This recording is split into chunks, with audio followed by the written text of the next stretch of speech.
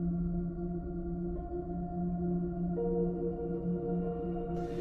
think that allowing for the book being, after all, a parody, something like 1984 could actually happen. This is the direction the world is going in at the present time. In our world, there will be no emotions except fear, rage, triumph, and self-abasement. The sex instinct will be eradicated. We shall abolish the orgasm. There will be no loyalty except loyalty to the party. But always there will be the intoxication of power. Always, at every moment, there will be the thrill of victory, the sensation of trampling on an enemy who is helpless. If you want a picture of the future, imagine a boot stamping on a human face forever. The moral to be drawn from this dangerous nightmare situation is a simple one. Don't let it happen. It depends on you.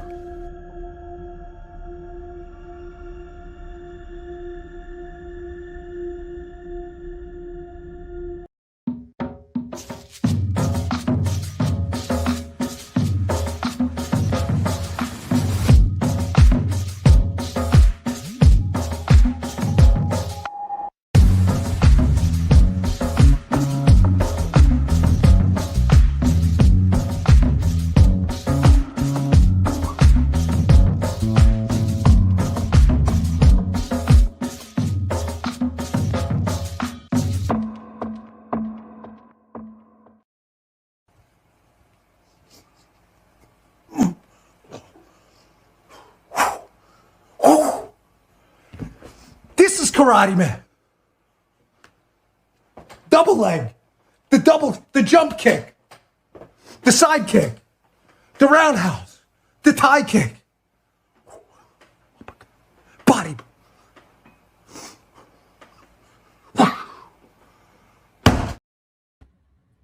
What's going on, everyone? It's Nina Infinity. Welcome to my channel on this Wednesday. This is Breaking the Narrative, and I'm here with me with a special guest tonight, and I think Verbal Riot's going to be joining us soon. He's running a little late, but he's going to be here soon. But I have a great guest with me tonight. Aydin Paladin is here. Hello. Yay. What's going on? Hold on, I have clapping Not much for this. Aydin Paladin, everybody. Woo! Yes. Give it up, people. She was banned. I was. She's back. Briefly. Welcome to the show, Aydin. How you doing? Thank you for today? having me. Thank you. I'm much better today, given that we were in fact unbanned, and I was able to run my stream right before this. In fact, so it was kind of a nightmare because my co-host and I had to figure out sort of on the fly, like, how do we make sure that this goes to Rumble and Kick, because I think, as many people should be starting to think about doing now, is to move away from YouTube, at least as a live stream platform, if not as a platform entirely, because this new wave of demonetization is evidentiary that YouTube is not a secure platform, as if we didn't know for the last 10 years. But this new AI stuff is a different level of craziness. Yeah, and we're going to be getting into all of that tonight. We're going to share our YouTube horror stories because I have some too, not about this wave, but previously I've got caught up with different things too. We're going to talk about that and more. There's all other stuff to talk about too, but this is the main topic of tonight because it's of great interest for a lot of people online, especially creators. If you're a creator right now, you are worried. I mean, I wake up every day thinking, oh my God, do I still have my channel? Which is the reason that we are live also on Rumble right now. So if you are watching, go ahead and go over to Rumble as well and smash that like button wherever you are, wherever you're watching. Smash the like, share the stream, all that good stuff. Because guess what? YouTube ain't sending no notifications out to anybody. And also, we have right now joining us Verbal Riot. He's here. What's going on? I'm sorry I'm late. Hi, it's okay. How are you? Good to see you guys. I'm good. I just a little frantic because I had to rush the dog to the vet because he ate something he shouldn't have. Oh no! Yeah. Is the dog okay? Yeah. He's fine. He's fine. He they had to like make him throw up and all this other weird shit. So Was it chocolate? I not sure because when all I knew was he kept throwing up. Oh And man. Oh no. yeah. I hope he's okay. Okay, this is a Yeah. really okay excuse. Like, I'm totally okay Yes. with you Yeah. being late Yeah. about the dog. That's totally fine. I hope the dog is gonna be fine because He's fine. He's upstairs sleeping, resting, okay, good. barking On at other this dogs walking channel, by, which is a good sign. okay, that's Yes, good. that is Yeah, a good that's sign, good. actually. Yeah, it is. On this channel, we're very pet friendly. So like pet and kid friendly. You know, if you have to miss a show or something for pets or kids, it's totally understandable. We're friendly like that here. We got a super chat. Thank you, Mellow Gecko 9844 for $4.99. Dante, did you felt the boys wasted the supernatural reunion in the newest episode today? You know what? Kind of yes, kind of no. Yeah, because they did, but also it's the boys and it's the last season and it's a clusterfuck of a season. So I kind of expected them to mess it up, even though I kind of wish they wouldn't have. Okay. But I never watched that show. Also, fuck Eric Kripke. So I don't know what you're talking about. he's the showrunner of the show. Yes. Oh, okay, yeah, because he has a changed it a lot. major case of TDS. Yes. Okay. Yes. Yeah. Major case, like to the and he's always had it, but it's gotten over the past couple of seasons. It's like a raging. It's TDS painful to now. watch. Yeah, it's been difficult for him to. At the beginning, he could kind of hide it a little bit better, but like in the it's- beginning, at least he made fun of both sides, like how Right, ridiculous the left and right is. But the past two or three seasons has just been Homelander is Trump, and we have to hate Trump. It's so overtly. It's not even like there's no subtlety in it whatsoever, and that's none. where it falls apart as art. I would say when you can't it's all even, the clever writing. Yes, maybe he got rid of all the clever writers. I don't know, but it's just been a shit show. That's why I saw. I never started watching it because it was such a popular show that I was like, you know what? I think I'm gonna hold off until the show has a couple seasons below itself. Let's see what it's like. Too. Yeah, because you never know anymore. The first two seasons are really good. Season 3 is okay. Season 4 is where it just took a dive. Nosedive. Okay, well, there you guys go. Little tiny boys talk before we get into the show. And then Saw, also, thank you for being a member for 26 months. That's a long time. Thank you, Saw. What's going on? He says, hi to all. I'm listening at work because I did not want to be at home because we just lost our 16-year-old dog this morning. Love all of your channels, Saw. That's so sad. I'm so sorry. You hate to hear that, man. I just experienced that with my 13-year-old cat on April 4th. She's passed away from cancer, and it was rough. So Saw, I just there's no words. I'm sorry. F's in the chat, you guys. F's in the chat. F's indeed. Dog. My dachshund, she's about 12 now, so like she's getting up there. Yeah, there. And I fret the day, man. Like I have a special stash of weed just for that day. Just for that day. Because I'm not going to be able to cope. I know. It was a lot for me. I had to buy Crimson Desert just so I can get lost in there, and it kind of helped. It can help, yeah. Yeah. And then the other thing I did was I started watching Kino Casino. Oh, well, yeah. Well, welcome to the gang. I was like, okay, let's see. Like, I was like, I have time. I'm super depressed. I don't want to be on Twitter, but I want to know what's going on with everything that's going on with the quartering. So they're also so funny. It's very difficult to be sad when you're watching those two guys just that's what happened. Crazy. I kind of Aydin, I felt like a psycho a little bit because I would go from like laughing my ass off at whatever Kino was doing, and then like literally like every time I would have to go to the bathroom or something, or like pause or whatever for whatever reason, I'd be crying, and then I'd be like, okay, and I've cried, and then I go back to Kino, but laugh then you go back and whoa, buddy, and that's why their show is so good, and it's why I think they've been so successful, even despite not being generally on YouTube. They're not anymore, but their clip channel only being on YouTube is that it's a fun show. It's high energy, and it's hard to feel sad when you're watching Kino Casino. It Well, really what's is. really It sad was about rough. that too for me is, I was talking to somebody about this a couple of days ago, and we were talking about just how like, and I hate using this word because this becomes really cliche, but how like, for lack of a better word, punk rock, like YouTube used to be, where there were no rules, man. It was like the There was Wild no Wild rules. West. You Yeah. just said whatever the fuck you wanted to say and Mhm. played whatever music you want to play on your show, and you didn't have to worry Mhm. about copyrights and strikes Mhm. and someone made a weird, not someone, Gary from Neurotic, he made a comparison back in the day. Well, this is like maybe a couple of years ago, where he compared YouTube to like AM radio, right? Or the way AM Yeah. radio used to be. And I would agree with him then. I think now, man, there is nothing more corporate than YouTube, man. The only thing more corporate than YouTube is Amazon at this point. Okay, so Yeah, Let's and switch.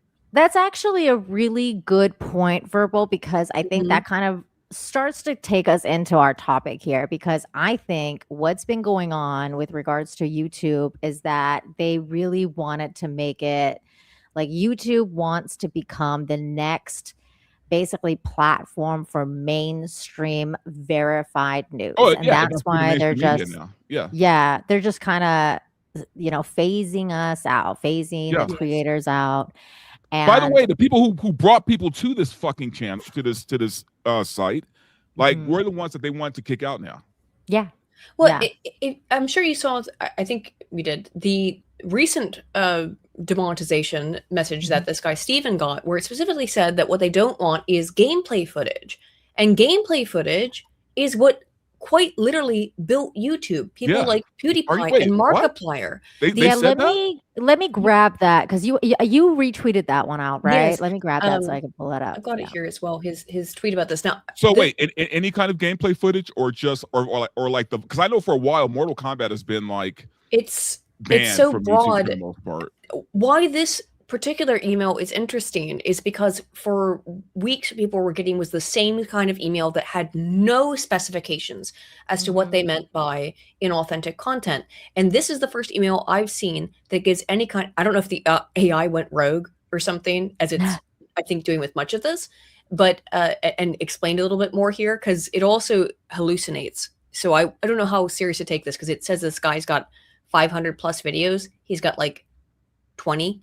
So there's a hallucination that's going on with the AI. And understand this, that all the messages that we're receiving from YouTube are either boilerplate, pre-scripted messages, or they are AI responses.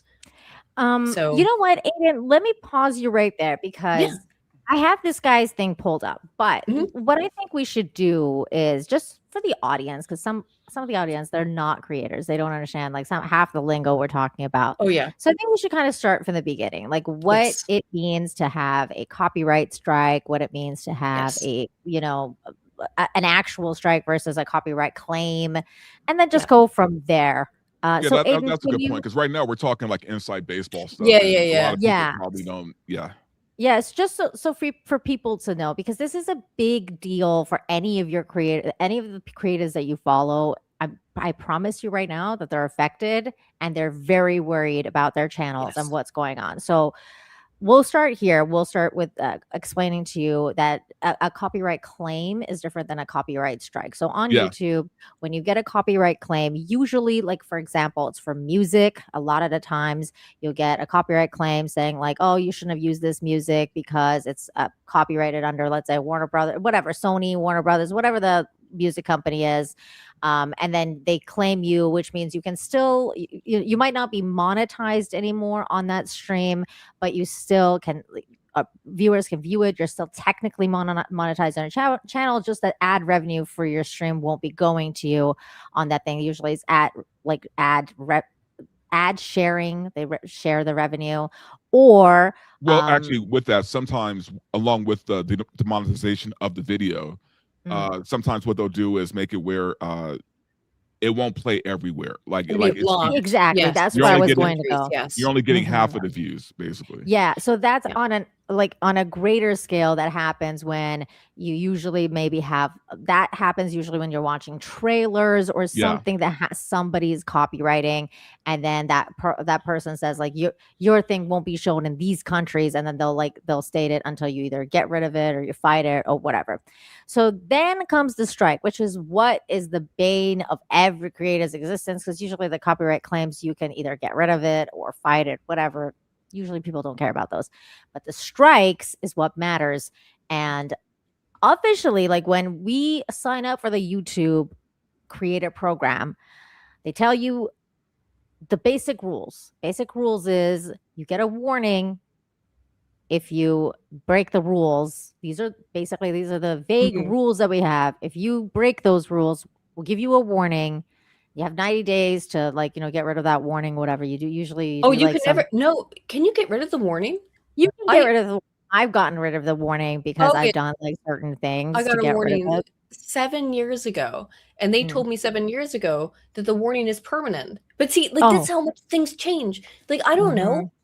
And maybe the rules that applied when I got my warning 7 years ago don't apply now. But yeah, they told me 7 years ago that the warning is permanent. It depends on the situation. Like the Yeah. situation that happened to me, the warning was just it was so wrong. The situation that happened to me that they were like, okay, we're taking the warning away. But if the warning is true and you actually did do something wrong, they give you a warning. That's the first thing. Yes. Then they give you a strike. You're supposed to get 3 strikes like baseball, and then you're out. Like once the 3rd strike you get, your channel's deleted. It's not even demonetized. It's like they can get rid of your channel. Your channel can be completely deleted off the platform. And then there's obviously other situations that goes on with regards to quote unquote ban evasion, which is kind of what they got Kino Casino on. I have a whole thing about that because I think that the ban evasion rule is completely just it's nonsense because of a few factors. Because in YouTube, technically what they tell you is that the content of the user is what is defined as reused content. Meaning, for example, with regards to the Kino Casino Clips channel, Kino Casino Clips, their argument was that's not us running. It's not Andy Worski and it's not PPP that's running the clip channel. It's somebody else. Worski was not banned when they banned him and then used that as an excuse. It seemed as an excuse to then ban Kino Casino Clips. True. So, however, that's not how it usually works. That was some weird stuff going on there. There was definitely weird stuff going on there, but Andy's channel specifically, like Andy Worski channel, that was already unbanned by YouTube themselves. So that's a different situation. But the clip situation is also different because somebody else was running the channel. Yes. Now, the argument here is that somebody else was running the channel, therefore they shouldn't have got hit with the reused content. But unfortunately, YouTube's rules are weird. And in that sense, they can be hit on it. And that's why they were, because it's the items on the channel that's banned. For example, if you start clipping Nick Fuentes, that channel is going to be banned because Nick Fuentes is a banned creator on this platform. So therefore, if you start putting Nick Fuentes stuff out, your channels could be gotten for that. Of course, there's tons of Nick Fuentes clips and things all over YouTube. Of course. Yes. But allegedly, it's against the rules, like technically that you're not supposed to do that. This happened to Steven Crowder in 2020. Yeah. Oh, Louder with Crowder got demonetized off YouTube because of their anti-vax stance. Mm-hmm. And then at the time, so did the Louder with Crowder channel, but the Louder Crowder channel was run by a fan account who was not at all associated with Louder with Crowder at all, but they banned them anyway. And then Steven Crowder went on air and was like, this guy has nothing to do with me. He's not on payroll. This is his own thing. And we're fine with it because like, who cares? Yeah. Like he's making money. Good for him. But it has nothing to do with me. So why don't you guys like let him back, have his payday back? Like, he's making money off this. And YouTube was like, nope, you're banned. So he's banned. You cannot have that channel because of you. Basically, you're banned, Steven Crowder. So no. And that's why it's going to be harder to fight for Kino Casino Clips, the channel, because of this rule. Andy Worski's situation is different, and Andy Worski can fight that because they had already, reversed the ban. Just a month ago, before which is very indicative, I think, of sort of the schizophrenic nature of a lot of this stuff. And that whether it's run by AI or whatnot, I don't know. There's not the partners. Apparently someone's got a YouTube partner still. I haven't spoken to one since 2024. And then I realized that almost all of them were laid off in 2024. Oh my God. Which makes sense. Yeah, that's the thing that we have to start talking about right now, because that's a lot of what is happening right now. A lot of people don't understand what's going on. Yes. And it's this AI craziness, which we're going to start getting to right after I read this super chat. Okay. My God. Thank you, Ian Soulforth.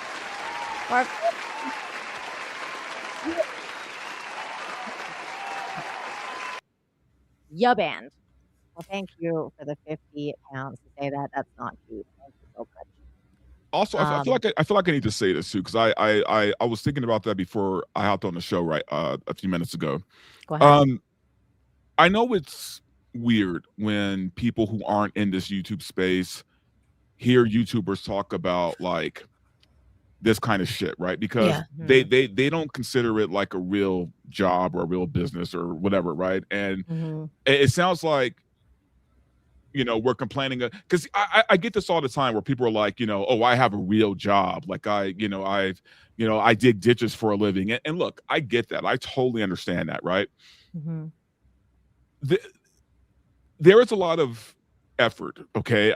Fuck it, I'll say it. There's a lot of work that goes into like doing this like on a regular basis, like a full-time basis. When you're watching, YouTube channels or shows that you guys like, there's a lot of work behind the scenes that goes into all of that. And it's not just being on camera, it's the shit we have to do before and after filming. So there is work that goes into it. And I know it's kind of like hearing YouTubers bitch about YouTube. No, really. I mean, people kind of get pissed about that sometimes. Oh, they do. And I get it. If you got to work, if you got to get up at 6 o'clock in the morning so that you can go, I don't know, shovel cyanide or whatever. That's hard work, and I get that. And you hear some people who are sitting in their fucking comfy houses talking about like, man, I've got an issue. Yeah, it sounds like first world problems. Yeah, right. Here's a tiniest violin, right? Like I'm sitting on my pedestal. Oh no, I don't have my tasty little sandwich right now. It sounds incredibly disconnected from regular reality. But the facts are that the vast majority of YouTubers are not ultra super wealthy. They they make like a living doing this and providing entertainment for the things that you listen to on your way to work while you're at work. And it is an easy job in that you get to stay at home from your house and do this stuff, but it's not that we don't do anything. Like, I'm, at least me personally, I'm an academic. I have an extended history in academia. So my videos are big fucking literature reviews, essentially, which is something of value that I think, but also opinions and detailed analysis are all also valuable. And clearly they're valuable because people want to listen to them. And if I would ask you, for people who feel that way, and this is not like, I'm not saying that shoveling cyanide is somehow less difficult than doing this job. Obviously that's way more difficult. Okay. So, but would your job, would it be more or less frustrating if you had someone to listen to while you were doing it or not? And unfortunately, the way that YouTube's currently working is that they're really trying to make it so that no one legitimate will can produce content on their platform, and something that can just make, I don't know, at least for me, I can't fall asleep even without hearing someone's. I've been that way since I was a child. I need to hear someone talking, or else I get I'm exactly really anxious. Yeah, I get really anxious about it. Yeah, I grew up listening to TV. My dad watching C-SPAN. Yeah, that kind of stuff. I thought I was the only freak like that, but yeah, no, I'm exactly the same way. Like, I have to hear noise, like I have to hear people talking or something for me to fall asleep. Otherwise, if it's quiet, I'm just awake. Yeah, wow, that's I'm crazy. the exact same. I get nervous, or I'm like, ooh, there's nobody around. like it doesn't matter. My husband's next to me. It doesn't matter. Like there's nobody around, so I get scared, right? I love falling asleep to TV too, but I never really thought of it like that until you Yeah. guys said this. Like it's like I don't know. I love doing that, but I also love quiet. So like once I am asleep and I'm like, okay, I'm gonna go to bed now, like going to bed because I fall asleep on the couch and I'm like, I'm going to bed. Then it's like I want quiet. Like I don't want a single noise. Like when I'm going into REM, I'm like, don't make noise. Damn those dogs and barking again.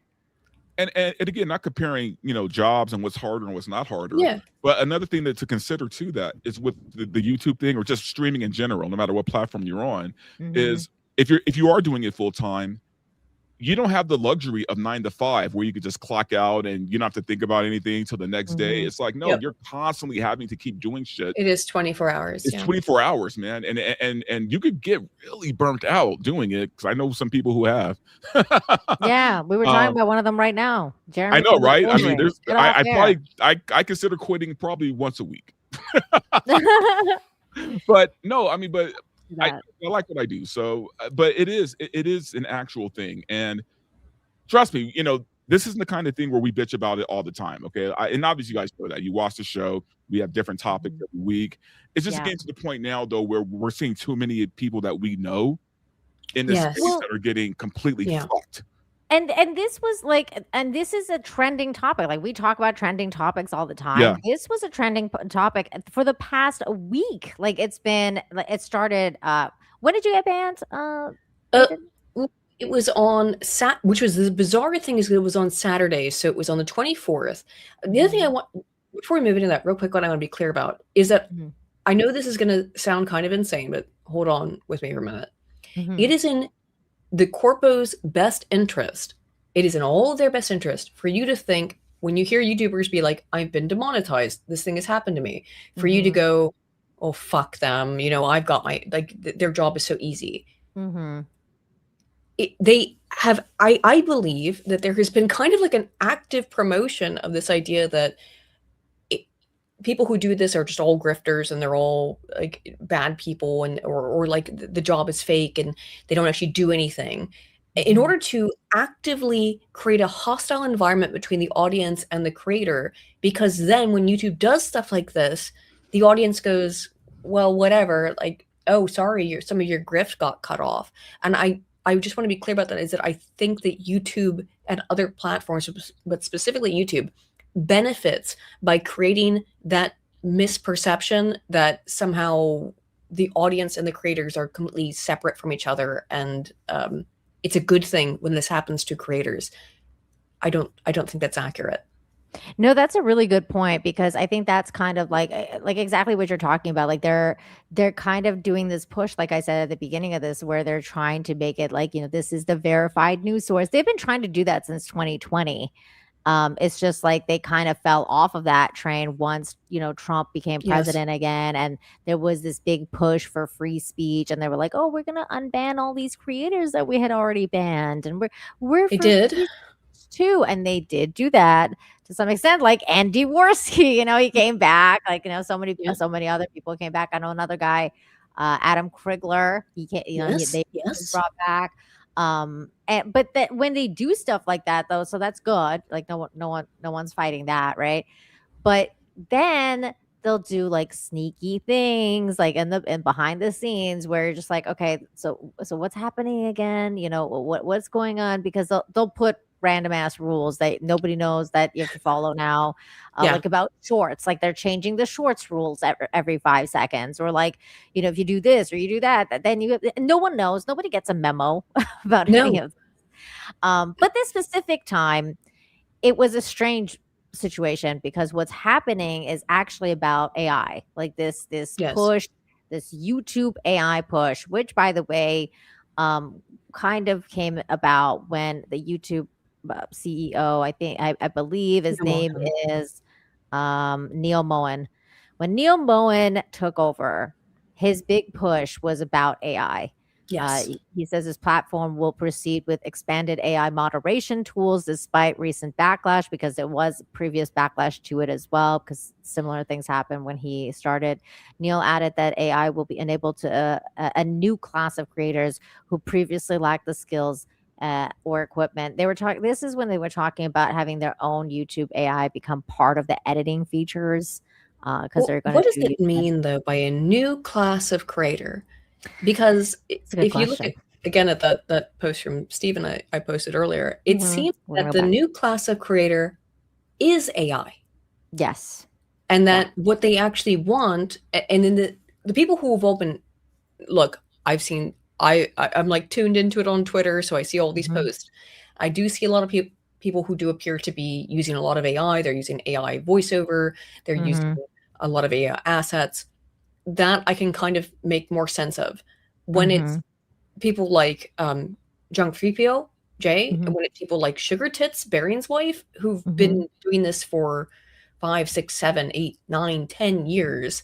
And these are known people who existed well before AI and don't use AI. It starts to become a question of what is this actually about? And I think it is actually to promote AI content, despite the fact that statedly it's anti-AI. What it seems to target is every single aspect of what they told us to do as creators. Be consistent, do editing. Now they're saying editing is a sign of AI, which is crazy. That's insane. Yeah, like you put text on the screen or use transitions, that's AI. Or that's So this is it, right? This is the the letter that he got. So let me read this. It says, "Hi, Stephen.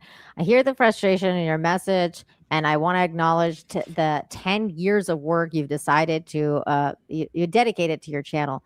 Decisions like these are never easy, especially when they impact your livelihood and the decades-long career." Like whenever I see this stuff like this from YouTube, which is all the time, I'm always like, you don't give a shit at all. Like, Yeah. what, I don't think this is a real you don't person. actually This is an care. AI writing this. 100%, this is AI. This And the is reason totally I'm AI. pretty sure it's AI is because it hallucinates. Oh my God. The pattern our team refers to involve the high frequency of recurring third-party assets, game footage, combined with the That one template. is that one thing that they're saying now is a sign that your channel should be removed from the partner program is use of gameplay footage. The thing that built YouTube, gameplay footage. PewDiePie, Markiplier. That's insane. That's insane because, like, how are you supposed to, like, if you're a video game content creator, how are you supposed to skate around that? Or like, I mean, if you're a video game content creator and your thing is just streaming video games, I mean, forget about it. But then if you're someone even like IGN, that's like, I'm gonna, review this game and put clips of the game on there. And then somehow that's against the rules. Also, now. That's the thing. They would never ban IGN, right? Like they would only go after like people like us for the most part. Yeah. And I saw this early on with like the Mortal Kombat creators, man, because they'd have to jump through all these hoops just to post their videos. And they'd have to gray out the screen if there was blood on the screen. Again, a video game. This isn't real life here. This is Mortal Kombat. Yeah. They'd have to jump through all these hoops, man. And now I think, and that's when human eyes were on it. So like now with AI, like I can't even imagine like how it's a nightmare. The gameplay stuff is that even people who aren't just covering games, they use gameplay footage as kind of a background when they're talking about something else. It's a very, and even they say later here, it's common to use this. Well, yeah, people use gameplay footage so that they have unique individual content to provide while they're providing commentary on something. And now they're saying that use of game footage is inauthentic. Again, it's counter to who were the biggest YouTube stars? PewDiePie, Markiplier, Jacksepticeye. What did they all do? They were all gamers. They played video games. And this is legitimately just breaking down the foundations of what everything YouTube was based on and what YouTubing as a profession was based on. You can't even play video games now. That's insane to me. That's insane. Combined with a template visual overlay, like consistent pop text styles and by the way, transitions. So what does that mean? What we're doing, I had to ask about the pop text overlay. So what we're doing right now is a template. So Streamlabs or StreamYards, excuse me, it puts you into a template like this where we've got the 3 people here, and then the Twitter post. This is a template. This is considered inauthentic content under Oh the my new God. rules. We're gonna get banned, you guys. This is fucking stupid now. You understand why this gets really silly really quickly? So pop text, I didn't know what that meant. I figured, well, this is an AI post, so I should ask an AI about it. And what it meant is about what I thought it meant, which is that when you have text pop up on the screen, like a big, like, you know, it says like game over or something. I don't know, like whatever. Those are like the Twitch stuff, right? Like when they do like the oh, you did it, or like I don't know. In my views, like if I'm introducing a new term, like or a new vocabulary, because I do scientific research, and I'm like, this is a word. Let's say cognitive dissonance. My new video I'm working on cognitive dissonance. I'll have cognitive dissonance up on the screen, and it pops up in text. That's what pop text is. When you have and one of the things YouTube has said is that, oh no, we want to move towards educational content. That's actually what this is about. Well, I would be flagged under this on my main channel for having the words cognitive dissonance flash up on the screen, because that is pop text, at least according to, this is not the email they sent me, and it's not the email I've seen. This is the first time. I think they've changed things, because the email they sent to me and a bunch of other people was so vague. It was just, they said they didn't give us any idea what we'd done wrong. There was no idea how to fix it. And it was, they wouldn't answer any questions. It was just, you've done something, you've done it inauthentic. This is just wild. You know what? I just saw this comment from Old School Logic says some YouTubers have to take Google to court.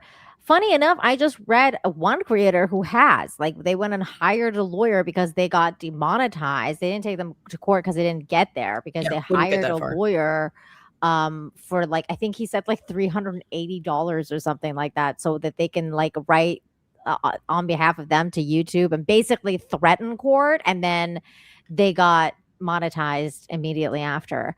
So the interesting part about this is that, and the reason why I brought up that whole situation with, and we're going to go back to this in a second, but the reason I brought up the fact that we as contractors, content creators, sign a contract with YouTube where we say, if we break the rules, we get a warning, and then 3 strikes you're out. We all have agreed to these terms of service.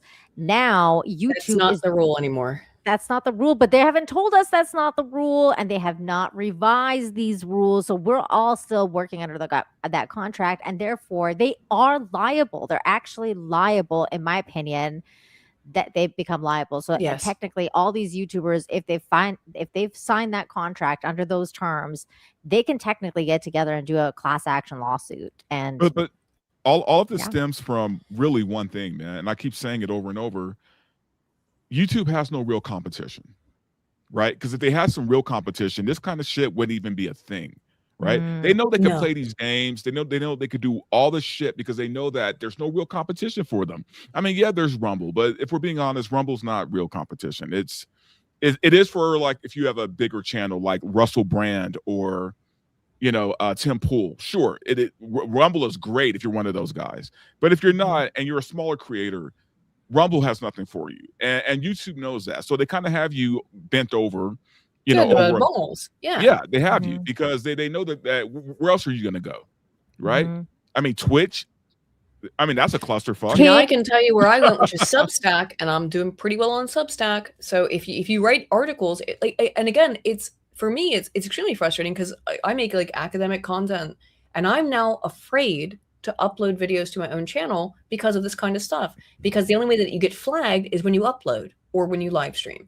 And so it is now a fear that has been implanted in people's heads that, not just me, I'm sure it's throughout the YouTube ecosystem, is that if I upload something, well, who knows if the rogue AI or it appears to be a rogue AI will just claim, well, you weren't really quite on camera enough, or I noticed a bit of a template here. There was some text on the screen. Well, or there were some transitions you used. At the end of the day, they don't care, right? They don't care. Like, no, obviously not. If a creator decides, hey, you know what? Fuck this. I'm tired of this. I'm just going to quit. They don't care because they know there's going to be 10 other creators that pop up the next day, right? 10 new creators. So they really don't give a shit about anybody, right? No. Unless, again, you're like higher up, right? Like maybe Warner Brothers or, you know, one of the mainstream people who have a YouTube channel, they don't care about smaller creators at all. And when I say No, smaller, I'm talking about anybody under 100,000. now, I'd mind say you, it's anyone under 1 million. I would say they don't care about. I agree. Yeah. Maybe under 500K more specifically. Maybe 500K. Yeah, 100K is like kind of small, but because that's where I'm at, and they did restore my. I would say like because I went through this recently, and they did restore my my podcast channel. I just streamed there earlier tonight. Although I streamed simultaneously on both Rumble and Kick, which we will be streaming on going forward because it's impossible to know when YouTube is going to do this stuff again. Yeah. And particularly now, because it's all run by AI. There's the fact that I was able to talk to a human being was only because I made such a stink about it on Twitter. And it had so many people, including you, Nina, including so many other people who retweeted it and made a stink about it. Flash, Sargon, so many people did. If that had not happened, if those people hadn't done that, there is no way YouTube would have ever actually in earnest responded. I would have gotten stuck in their stupid AI loop, which is what they put everyone else in, and that is not fair. Well, and that's the thing. Yeah. No, and that's the thing. It's such a good point, and I this is why I wanted to bring you on so they can talk about it, because ever since then I've been getting like just so many people, so many creators coming into my mentions and being like, "Can you help me? Can you help me? Yeah. What did you guys do to get these other channels back? Can you help me? Can you help me?" And really, what this all comes down to is, unfortunately, you have to go on YouTube. I mean, on Twitter, X, whatever you want to call it, and make basically an actual thread about what happened with you. Basically put your receipts. This is what YouTube did. This is what I did. Make a video like Aydin did, because I know you made an actual. Well, they ask us video. all to do that. They ask. It's a Kafka trap. It's a bizarre, insane Kafka trap. Because what happened with me as well is that I made the video. They then re-denied my appeal. I noticed no one had watched the video. Right. Which is why we told you to put it on Twitter. Like, so this is what a lot of people don't understand, because you will get a lot of times exactly what happened to Aydin. The AI will go into a loop. They won't watch your video. They don't even care about the appeal. They don't care about the AI it can't watch it, which is why all this stuff happens. The AI can only take snapshots. So for example, what we're doing right now is a little bit better because there's people on screen and there's movement. But if you're using more of a template, like typically, I was on screen tonight, but typically my co-host and I use avatars. You know, it's easier for me to not have to be on camera while I'm complaining about politics for 5 hours in a row, you know, which is what we do on Broken Crown. It's a detailed political analysis. It would be much easier if I weren't on camera for that, but because I don't have to like think about additional things. That being said, what it does, it takes little snapshots and it mostly judges from the first 5 minutes, from my understanding. So if you have, for example, as you did on this stream, and this is not to be a scare tactic, but it's true, where you have videos or things that play every time as like introductions to your stream. Now here on Rumble, it's fine. But if it's on YouTube, YouTube will go, you play the same thing every time. This is repetitive content. This is not like it's about to lead into a stream. It only looks at those first couple of minutes.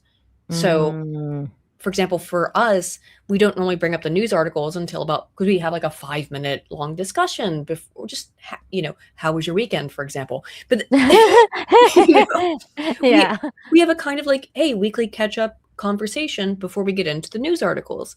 And because of that, our streams have kind of this, my co-host uses an AI background, which was, he's animated it, he's edited it, he's like changed it from what he generated via AI. But you just see that in some avatars, and it doesn't listen. It's not listening, by the way. It's just looking at the screen and taking little snaps of that and going, this isn't changing, therefore it's AI. And curiously, I recently read a paper on this just last week, and it turns out that curiously and suspiciously, AI overwhelmingly prefers AI. So what does the AI that YouTube is using and employing to detect AI doing? It is favoring actual AI and disfavoring real content. Oh, wow. That's so interesting. So I should be using more AI Use more stuff. AI.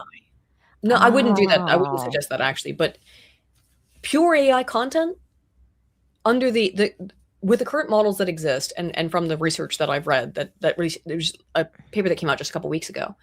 AI has a definite preference for itself. That means So that, interesting. yeah, what's happening is that in order to purge AI slop from the system, Mhm. which is what all this inauthentic stuff is about, according to Mhm. YouTube, Mhm. its AI is going to actively preference other AI.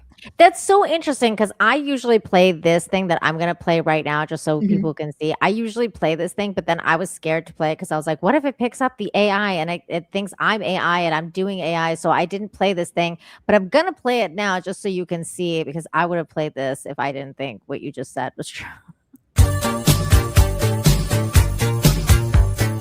I will never give you up. The Strait of Hormuz must be shut. Blockade. In my head, just blockade. Please let the ships go through. Come on, at least a few. If you block me, then I block you. Blockade. I thought this was easy peasy. Blockade. Now Magda and Melania leave me.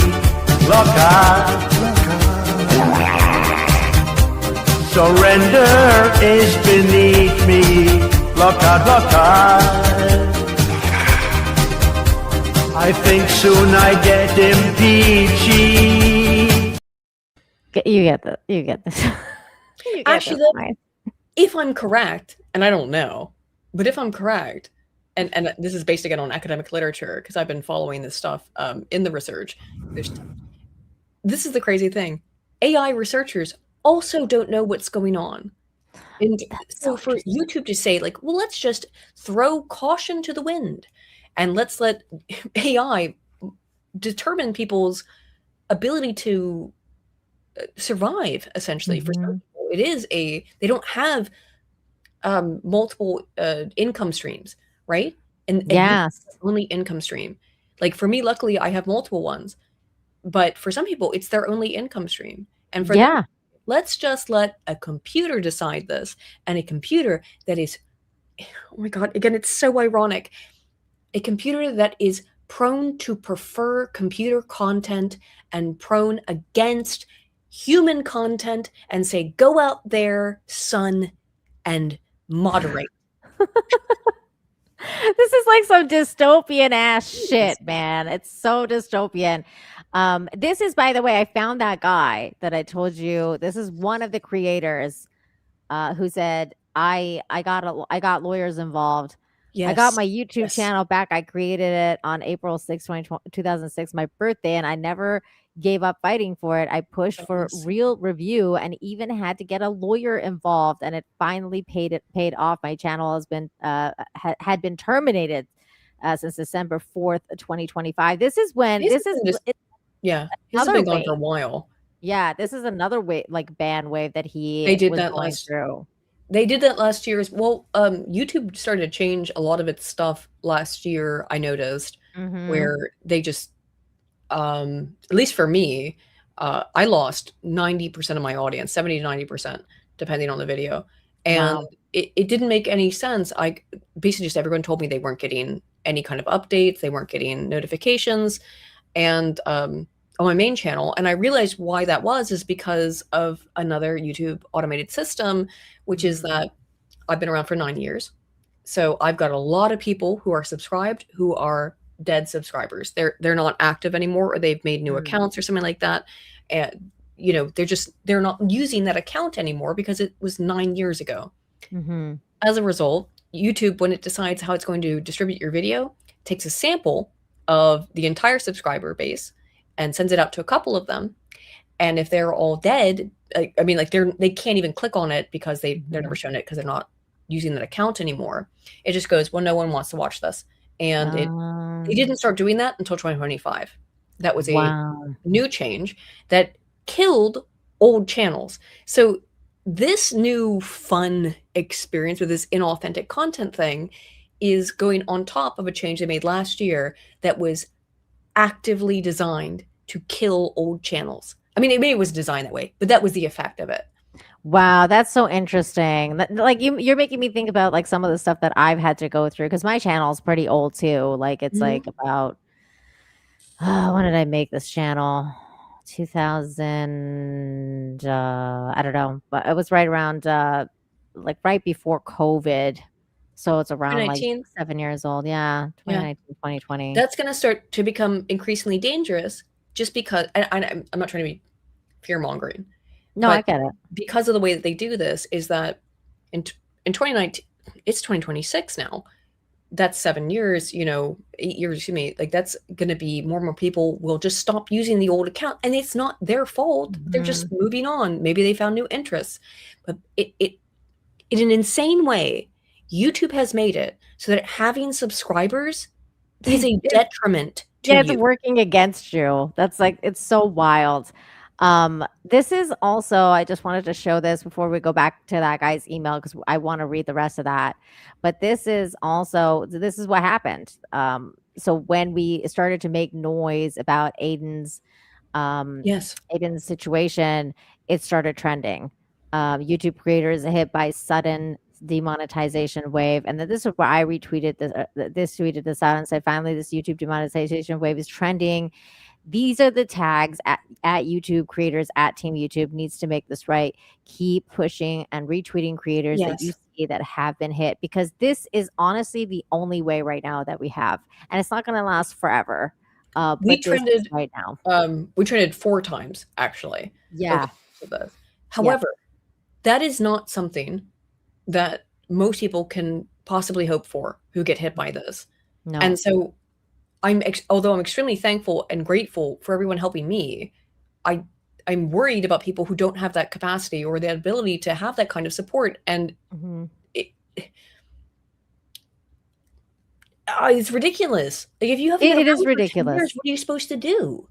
It is ridiculous, but this is why I wanted to do this stream so that I can tell people like this is still what we can do for you though. Like if you go and make a claim, just like you did, Aydin, about what happened to you, you have to make a threat. And then this is what I was saying earlier about your video, because you're supposed to upload a video for your appeal. Upload the video also on Twitter now and tag them. I will point out, when you upload that video, YouTube is very specific. Do not put this anywhere else. Do not make it public. Well, that's I wonder weird. why they did that. But didn't you do that though? I did. But it worked. And it worked. So I think the reason why they're like, make this video unlisted, don't make it public, don't show it to anyone, is because I think they don't want people to, they don't want the YouTube viewer base to know what's going on. I mean, I don't know that, but it certainly looks that way when they tell us, do not put this video public, make it unlisted, don't show anyone. But we're not going to watch it either. We won't watch it. I think that's because they do that because they think people are going to dox themselves or something. So it's like a legal way of them telling you, like, because you are on video, you might not necessarily be on video usually when you do your stuff. So like, and there's like, I don't know, I think it's a doxing mechanism. They do say that you don't have to be on camera. You can do audio. They say that you can do all kinds of stuff in order to apply for this.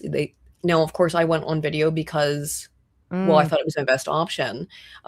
Because they're saying you're AI, you're fake. So I'm a public figure. I do public speaking events under my real name, so it's not a big deal for me. But if you are anonymous or pseudonymous, it is a big ask to basically ask you to dox yourself. Yeah. And I do wonder if that has something to do with it about, can we gain more information on you? No, by the way, like you've already got YouTube, you've got everything about me. You've got my credit card, you've got like everything, because obviously you pay me. So it's bizarre as to why they would want people to, they just want the face, maybe. I don't know. Yeah. That's interesting. You can't get monetized under like a pseudonym or a false name. I mean, it's like you have to put your real information in just to get monetized. So they already have all that. They do have that. So I think they want the face. Because of all the facial recognition stuff going on, maybe. Yeah, and I think it might be because they're like I don't know. This is just my conspiracy mind, but maybe it's like they're making lists and they're double Yeah. checking, especially for political content. Like, oh, this person is this, and they're like, Oh, they've been doing that though. Yes. And yeah, I Like have that's already been a thing. they're I doing it have more. very incorrect opinions in terms of both left and right. I'm obviously a right-wing conservative, but I have wrong opinions on Iran. Yeah, you So do. that Very would make wrong. me potentially Uh, someone who I have no correct place in that. And like where do I fit in? I don't fit into the either big group on the left or Yeah, right. your views on Iran are similar to mine, and that's really naughty because we're basically against neocons. And that hasn't changed. We've been against neocons for a long My ass whole life, time. Yeah, me at too. least. And now apparently neocons have become freaking MAGA. So That's what it is now. I didn't sign up for whoops. that. Well, I that or they're cosplaying as MAGA. So I mean, Yes. Or that. Yeah. Well, either way, that's what's going on now. And I mean, we've been against I'm that. not either. Like I'm not right or left, man. Like I mean, obviously, one side pisses me off a little bit more than the other, but Yeah. but for the most part, I don't have a team, right? But I'll still get dinged for the shit that I talk about. I'm like I said, I'm a '90s liberal whose party left him behind. Yeah. That's what I consider So myself. many people though. So And many Yeah. people. that's the right way to be too, is to be like, I'm my own person, parties or whatever. Yeah, Because I'm a they Ronin. should. I walk my own path.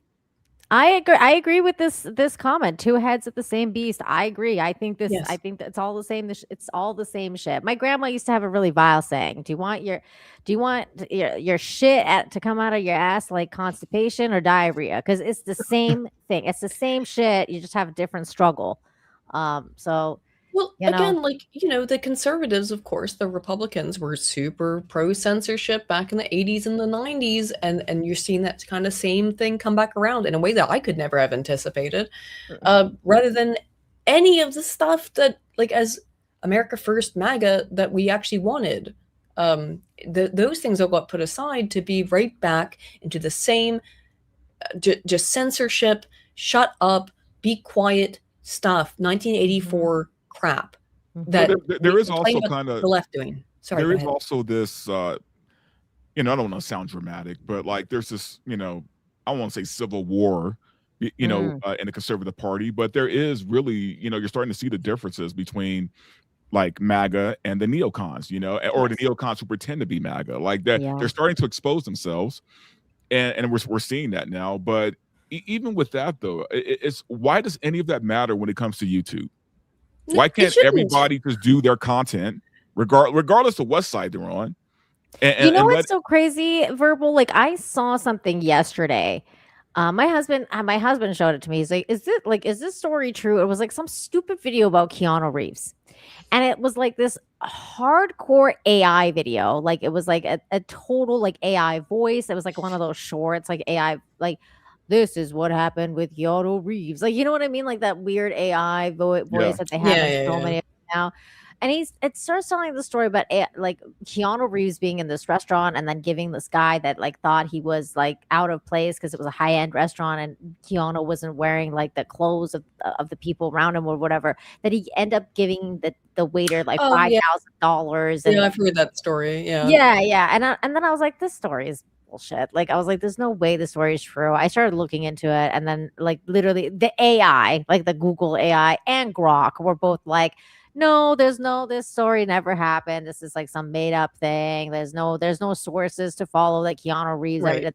Because if it was a real story, it would be everywhere. Like it Right. would be about Keanu Reeves. Keanu Reeves was a big star, so it would be like on TMZ, on Daily Mail, or like whatever like gossip rag there is, it would be on there. And it wasn't. It was a fake YouTube AI video that I was like, I'm looking at this and going, so this is AI and it's fake news and it's still here with millions of views. So what is it that this video it gets a pass, which is when it's fake news and it's AI, but then people like us are getting hit for AI content? It's absolute bullshit, man. It's absolute bullshit.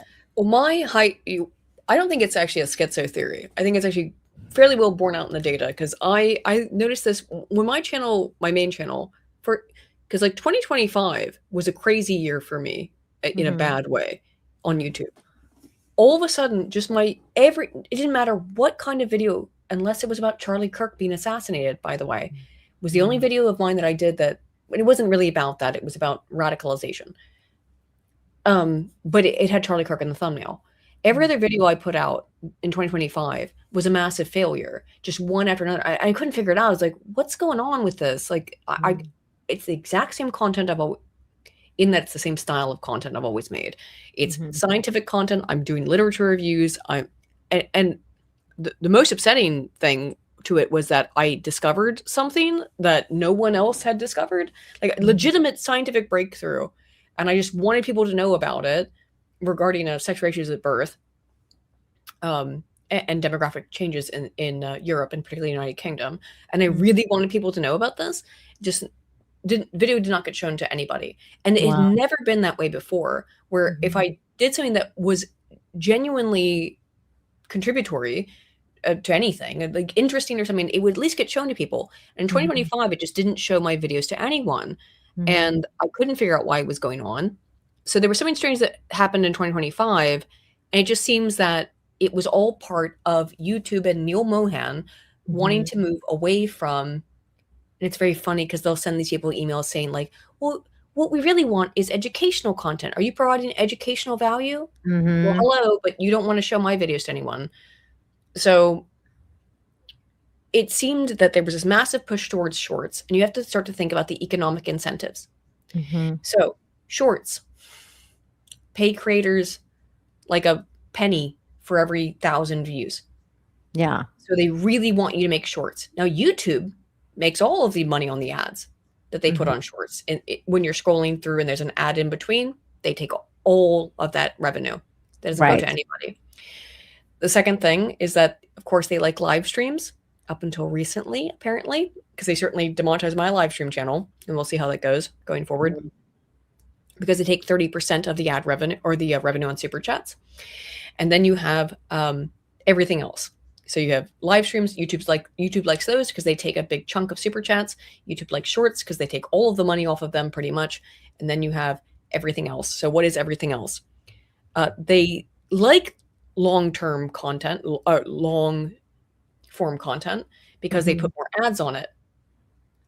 But they, I think, don't want it to be political or don't want it to be in any way controversial. It should be someone sitting there and playing Pokemon or whatever for 18 hours, which is fine. Everybody likes I love a retrospective on a video game that's 10 hours long. I love those kinds of videos. That's what I watch all the time. Yeah. However, it really just streamed all of what YouTube was going to promote to people and what it was going to pay for into a very small, narrow focus. And media stuff did, I think, pretty well comparatively, but the political analysis or anything that was like, where I messed up is that I stopped being political. I started to become more scientific. And YouTube, who says it wants That's crazy to me. Yes, that's crazy. That's how I messed up. That all my content in 2025 was more scientific than it was political, and YouTube was like, no.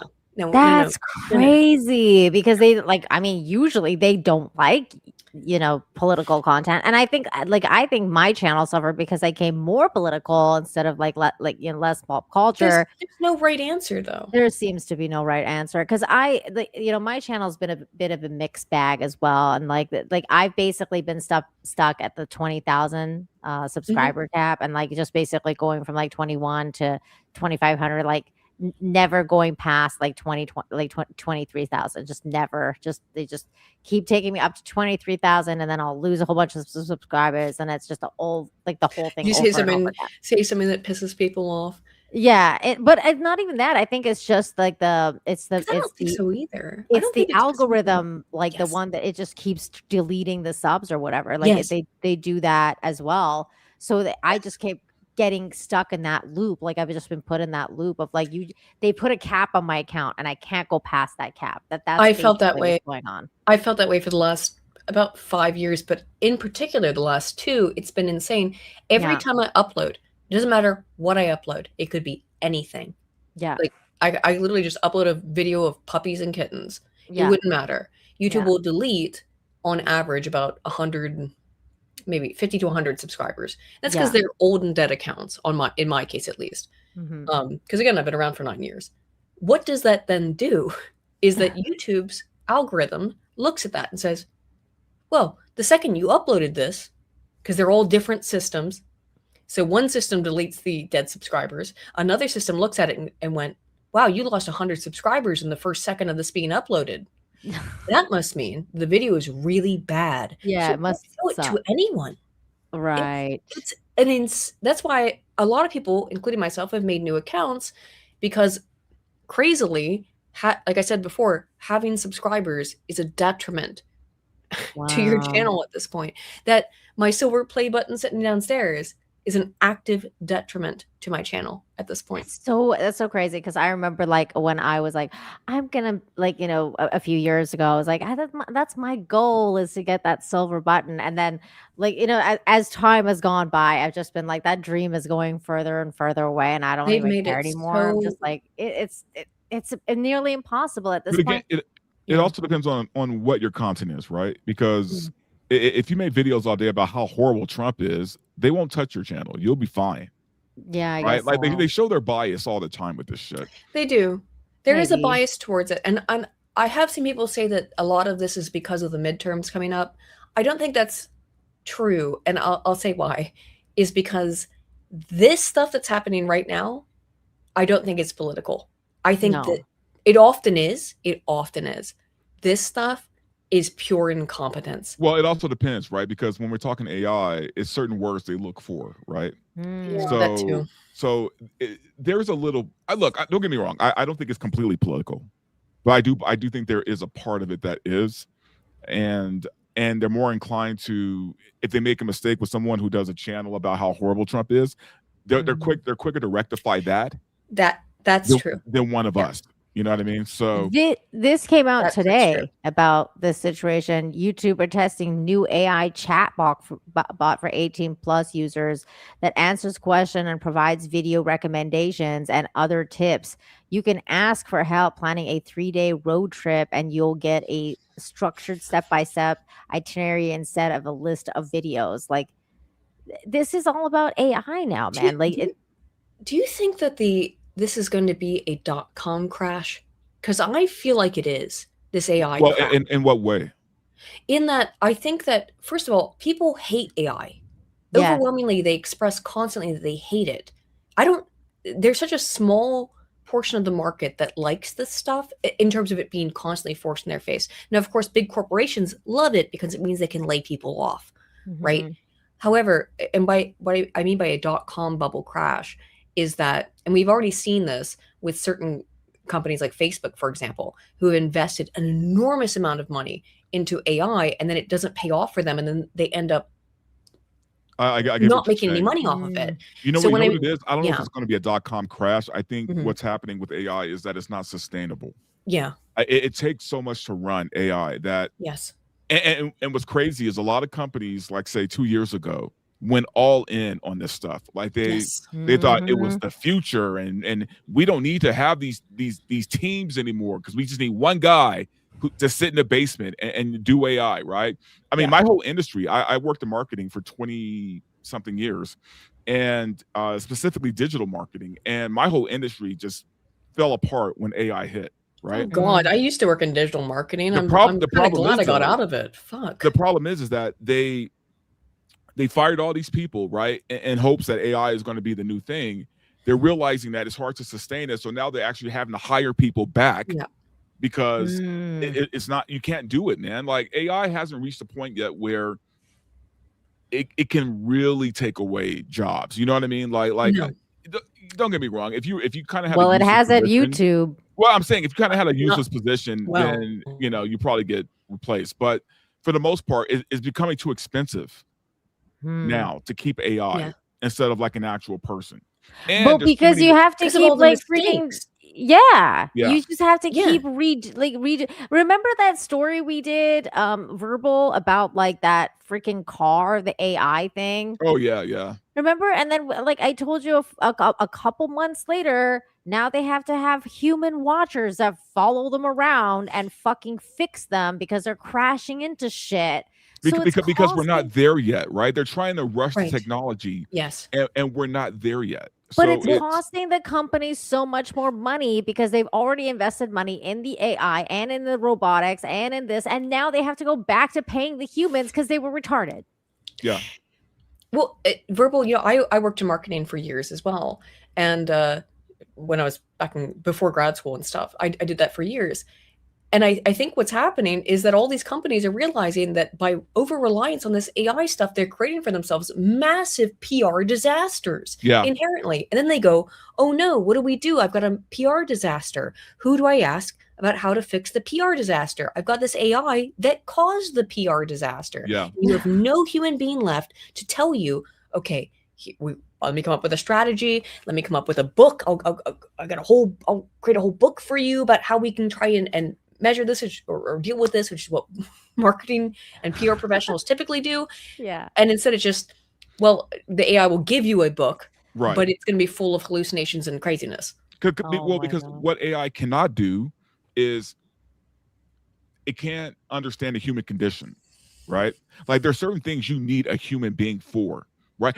And you see that all the time when you make a call somewhere and they're giving you all these AI fucking options. You just want to Yeah. speak to a human being, All I right? want to Yeah. do. Because like it's not going to help you, but a human Yeah. being will.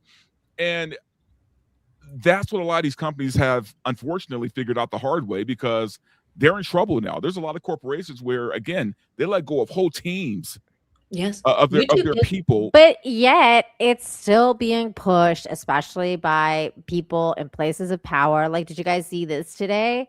Here is a dystopia. Today at Oh, the yeah. White House, Melania Trump hosted Queen Camilla and kids with Meta VR headsets strapped to their faces as part of an AI-powered cross-culture education program. She's Well- been about all this weird AI, fucking digital ass, robot ass motherfuckers going to like third world country to bring freaking AI education. But that's to, because like, she lives in a dream world, kids that right? don't She's have the freaking first lady water. of the United States. She has no problems. It's so funny to me, though, that it's like, well, oh, look, British children, they won't understand American culture unless we put them into a VR headset. As someone who has lived for nearly 8 years now in the British Isles and is an American, no, you don't need that. Like, it's very similar. It's pretty much the same thing, but I don't know, slightly different words, but different currency. This is freaking wild to me. It's And look, all so of this weird. Stuff, all of this stuff in a bubble is fine. I mean, like, look, man, if we're talking like entertainment, right? And I talk about this a lot with the film industry. If I were to sit down, and I'm a screenwriter, I've written, I can't even count how many scripts. But what AI cannot do is write a full fucking script. Oh, no. It cannot write people in a human way, right? So when people are like, had their panties in a bunch about AI taking over Hollywood, relax, guys. That's not going to happen. It's don't get me wrong. I think when it comes to special effects, it's a very useful tool. It could do a lot of cool things with special effects. And if you want to just use it for VFX, I think AI is great, right? I mean, it's getting better, I should say. But when it comes to like the hardcore, like, nitty gritty filmmaking, it's not even close to there yet. And it won't be. Yeah. It won't be there for another, I'd say, 4 to 5 years. It's the same thing in academia, which kind of gotten taken over very quickly by this stuff. Is it like, well, that computers can do science better than humans can, clearly. Oh no, you don't want to know what the AI puts out in terms of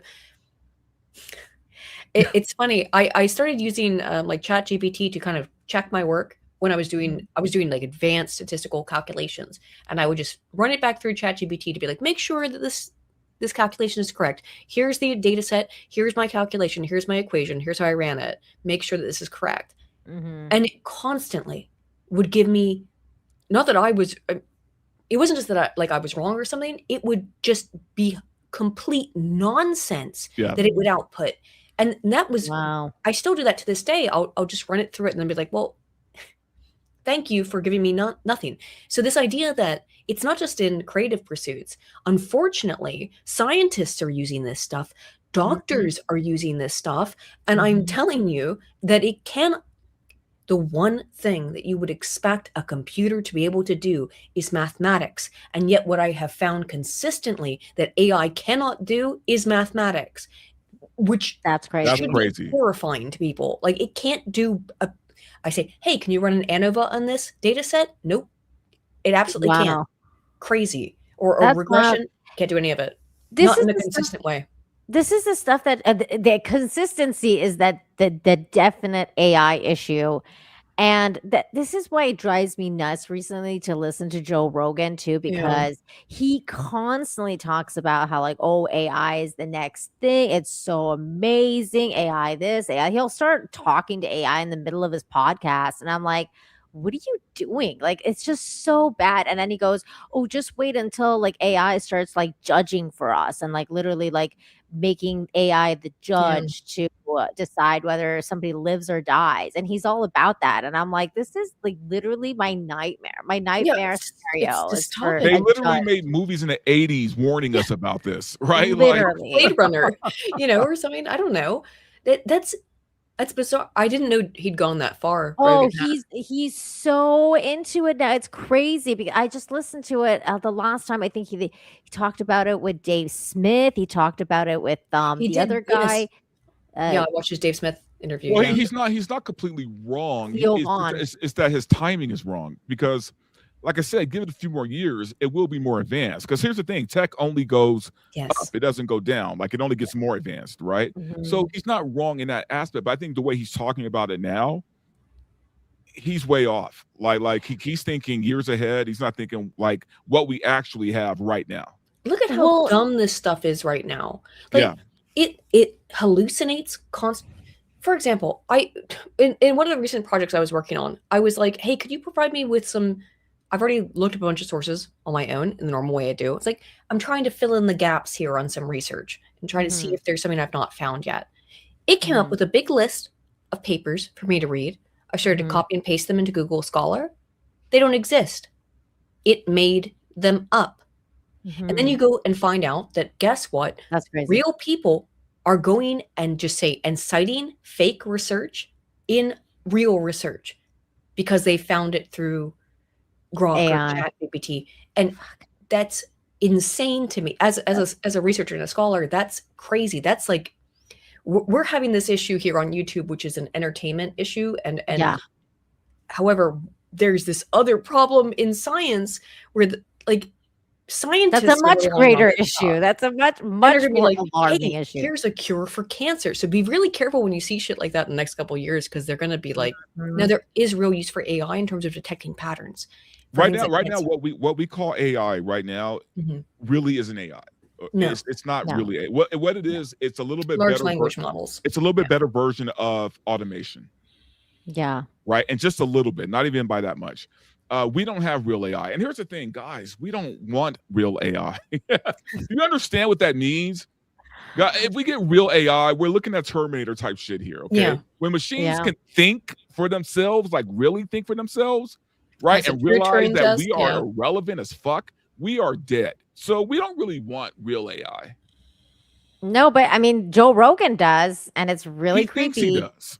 It's Joe Rogan really also wants to creepy. fight chimps. I mean, like,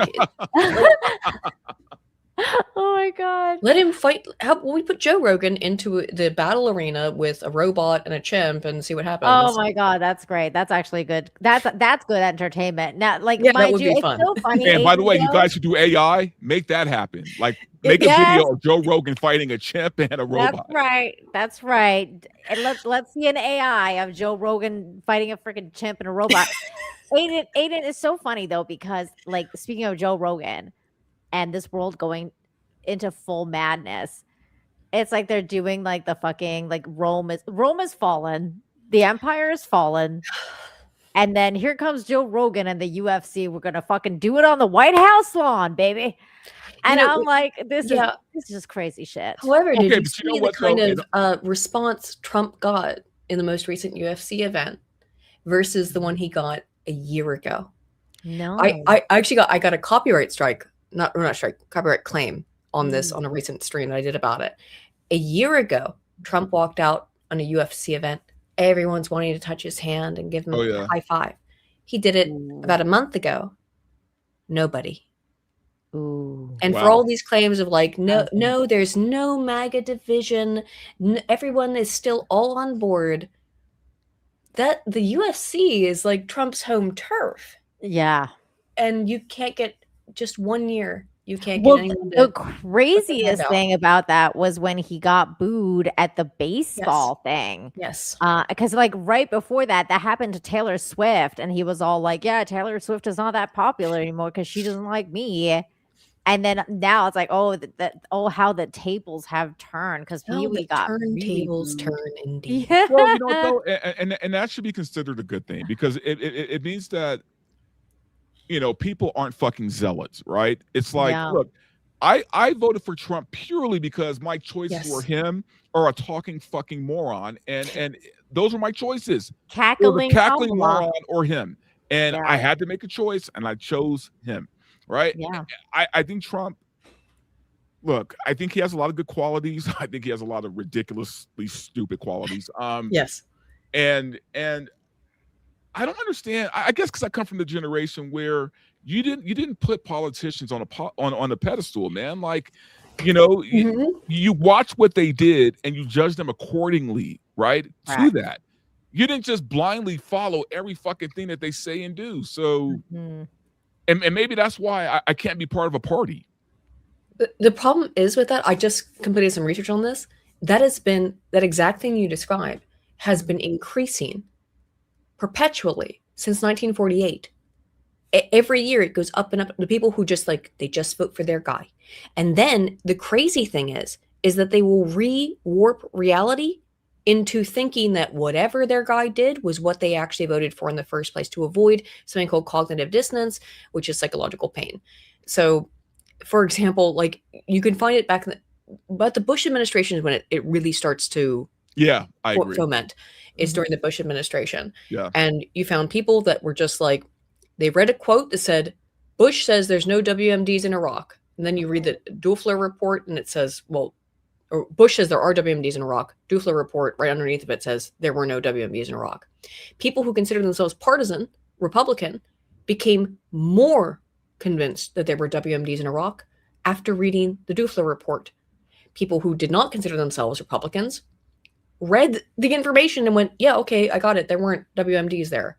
And by WMDs, that is a very broad term. Because it's not necessarily talking about nukes. It could mean dirty bombs. It can mean all kinds of things. That's kind of the point of the term. Yeah. But the reality is that, and it was the same thing with stem cell research, for example. Democrats who were told that George W. Bush was going to ban stem cell research, and then were told, no, he's actually not. He's just going to put an end to federal funding for it after a certain point, after 1991. They became more convinced after reading the factual report that he hadn't banned it, that he was going to ban it, or he had banned it.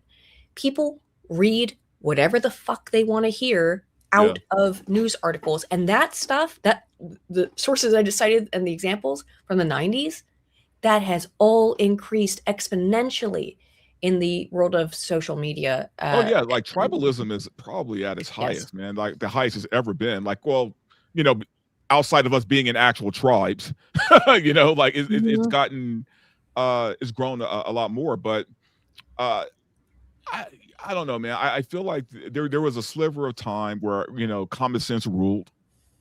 And I feel like we're so 90s, far beyond 2000s, it seems to be. Yeah.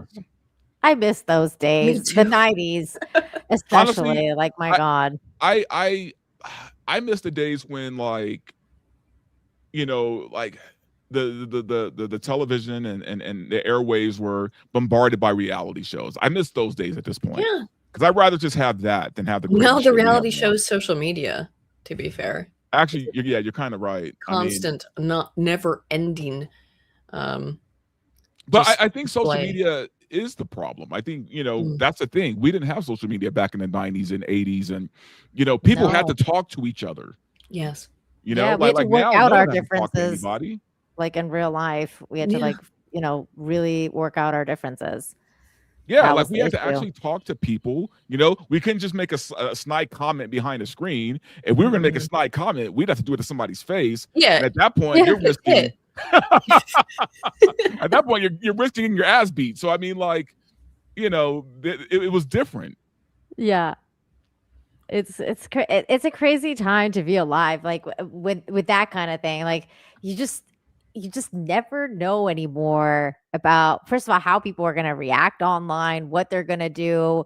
This is why it's like I don't like, this is why I don't like any of these flagging things that have been going on Oh with no. bordering, and just Well, you can talk about that. bad. It's so Um, bad. Did you should we have finished that thing though? Is there anything yeah, else let's in this finish that, letter? and then Yeah, we can talk about let's finish this the letter. Hamburglar.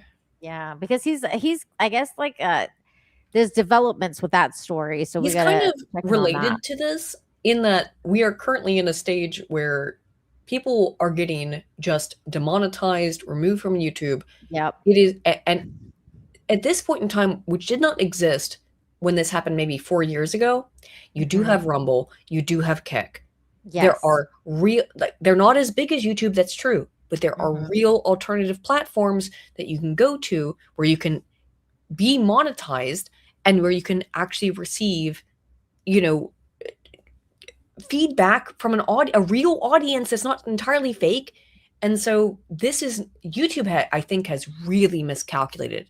This Well, is Yeah. not I the think time to that do would take this. a lot of like YouTubers, like big time YouTubers, you know, moving over to Mhm. Rumble and taking their audiences with them. I Mhm. think it would have to be something on that level for it to make even a small dent when it comes to YouTube. I And mean, but here's the that's, thing: that small dent would mean a lot. So like, but I if don't like think. an Asmongold just said, I'm done with YouTube. I mean, he streams on Twitch as well, but if he just said, no, YouTube is Mhm. too dangerous of a platform, which by the way, I Mhm. think is a real calculation that creators are going to have to make very soon. Because understand, via the things that are explained in this post in particular, everything is inauthentic content, Yeah. according to YouTube itself. Apparently, this whole stream has been Yeah. inauthentic content. Oh, I've been on YouTube shit list since I started. So like, I'm surprised they haven't gotten me yet. Every day I check my channel, like, oh, it's still there. Yeah. You know, because Like, AI it's, is just I'm surprised. worming its way through everybody's channels, I think is what's happening. And I do wonder, because this is not to throw shade, because I quite like Nicholas Diorio, for example. I like his Mhm. channel. I watch his videos.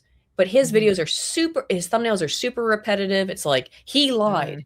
He's done. Like oh that yeah, kind of I've stuff. seen a lot of those. Yeah. Yeah, like the Really, YouTube stuff. that, by the way, according to YouTube's rules now, is all considered fake and inauthentic. What the fuck? So we can't even do thumbnails? We can't even just make Oh thumbnails? no. You can't reuse thumbnail. No. Every thumbnail must be unique.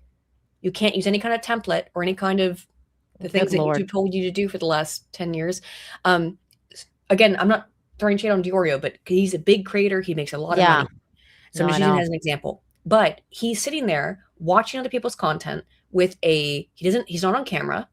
I wasn't either typically. So I don't have a problem with that. And none of this is a problem, but I'm like, Mhm. people like that could potentially be at risk. Anyone who's doing that, you're reacting to someone's content, you're using an avatar or using Mhm. a cartoon image to represent yourself, and you're playing he also plays Fortnite while he's doing this.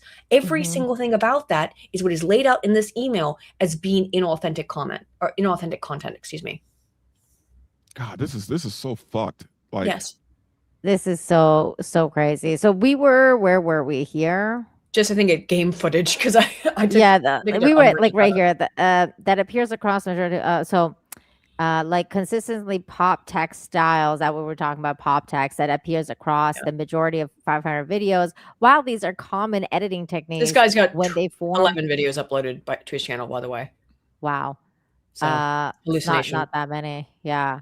When they form the primary visual experience of a channel, they can be flagged as repetitious under current monetization standards. We don't provide a line item list of these patterns because they are inherent to the channel's overall format. You know what? It would be nice to have a line item list of Like, some yeah. sort that can be consistent. Like it would Because be it's nice. just based on the AI's hallucination that day. My That's God. all it is. It's I mean, they might as well judge it on feels and vibes then, if they're going to Yeah. do that. Man. Like, well, Definitely. that kind of brings us into the point that this particular post has raised more directly than any of the other ones that I've seen that I've received or that anyone else has received.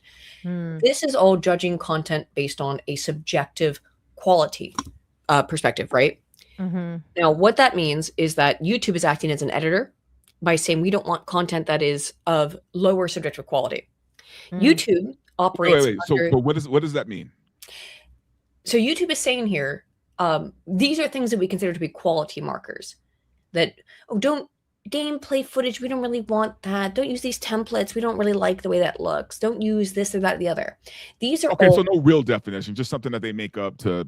Just arbitrary but shit. here's where it matters, because this is where it gets into the legal issue, is that YouTube has been able to operate pretty much with impunity because of Section 230. Because they're not a publisher. Which says that, well, no, that they are a publisher, but they are not an editor, right? Or they're, Right, they're not an editor. right. Sorry, no, you're right. They are a platform, not a publisher. What they are doing here, inadvertently, perhaps, because I think an AI wrote this, is saying, hello, we are not a platform, we are a publisher, and we are going to determine what quality must meet our standard to exist on our platform. That makes them a publisher. That makes them, in every single way, potentially open up to us vulnerable, yes, to Section 230 restrictions and regulations. YouTube is saying in this message, inadvertently or not, hello, we are not a platform. We are a publisher, and we have certain criterias for quality, whatever that is, quality, that are subjective, that we make decisions off of.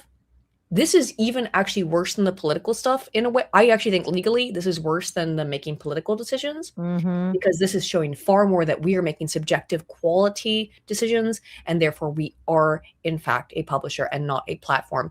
YouTube is going, if there's any justice in the world, needs to be investigated by the FCC over this. And I would encourage anyone who is angry that their favorite YouTuber has been removed by this to file a complaint with the FCC. I already have.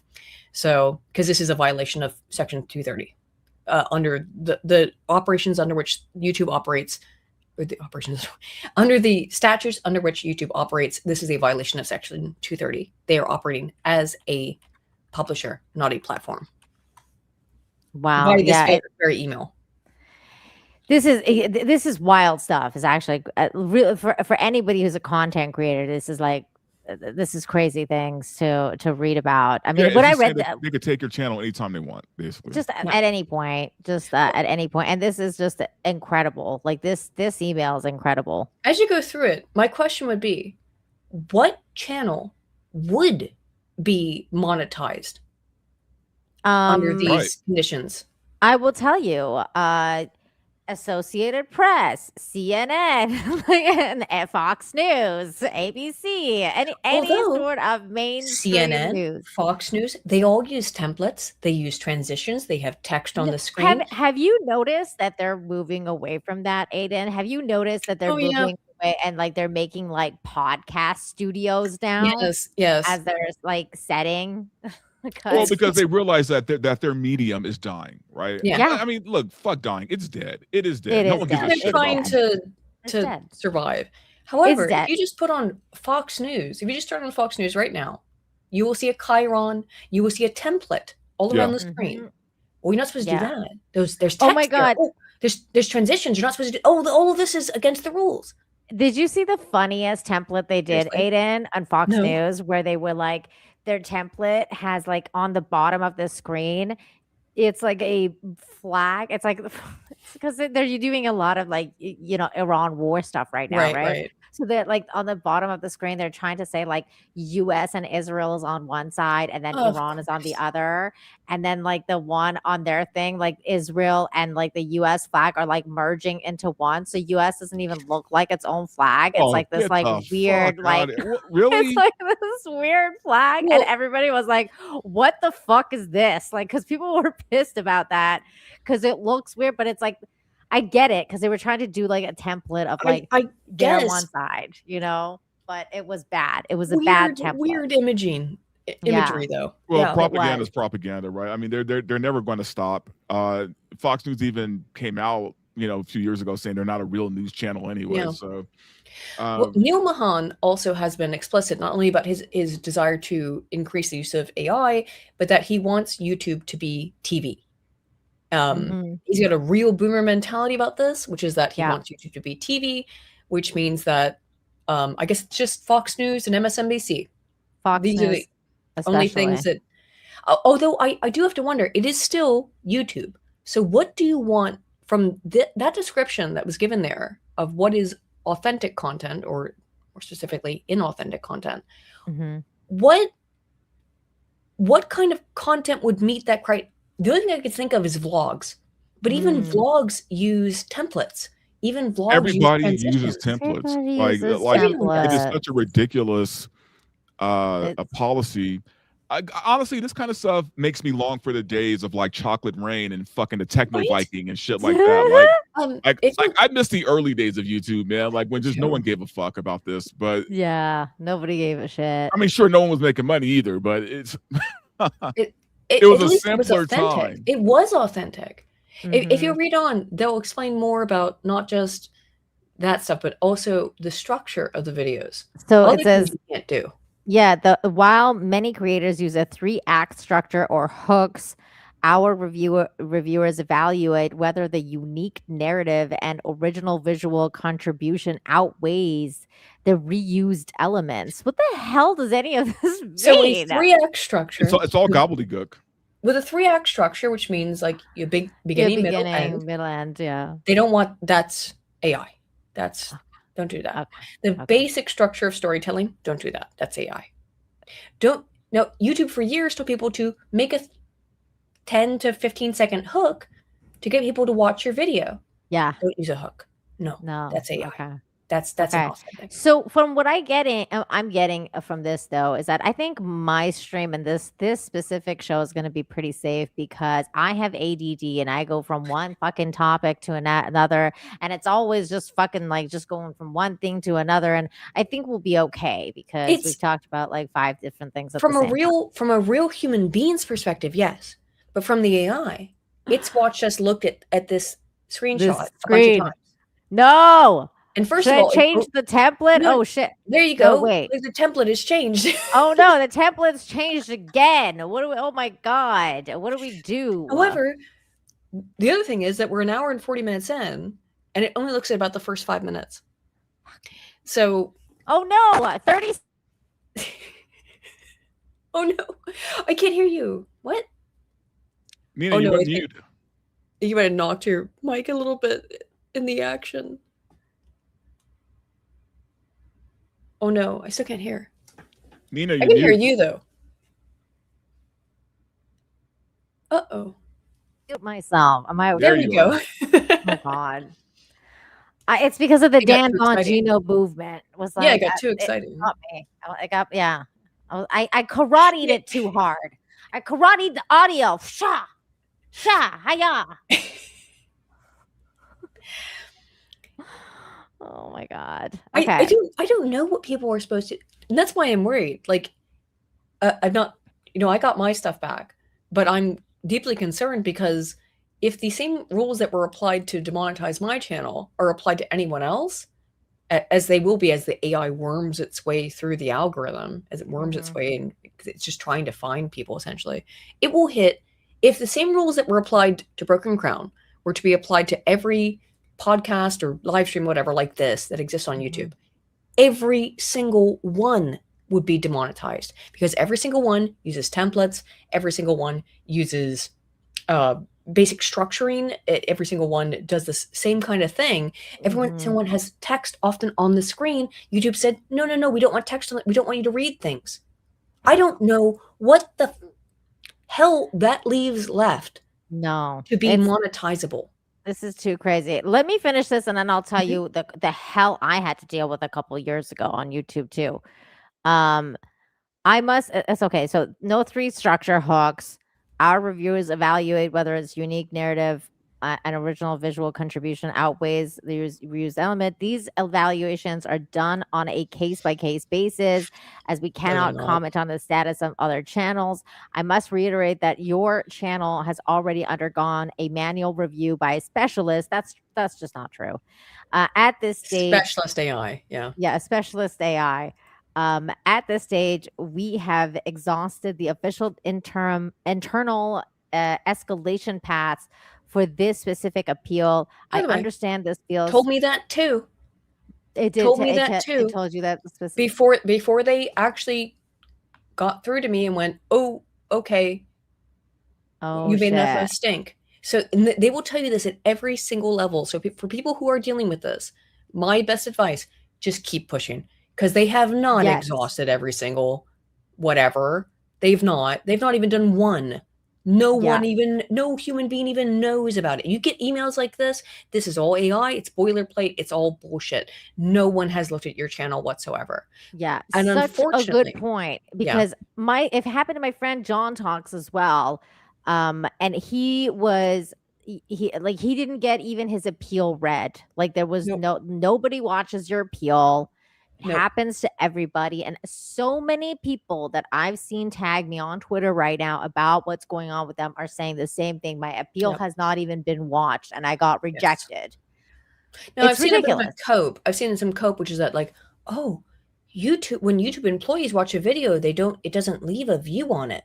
Oh, that's God, cope. Come on. That's cope. It is cope. And I don't know why you're coping about that.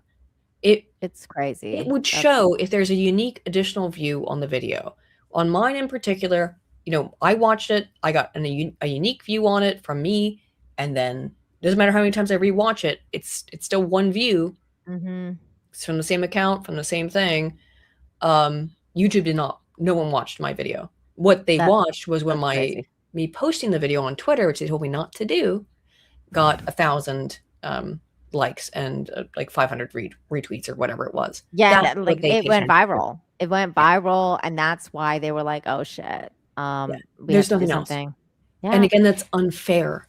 It is completely unfair that I am given essentially special treatment because I've been around so long and I've got these connections, whereas regular people cannot get that same attention paid to their accounts, who are real people as well.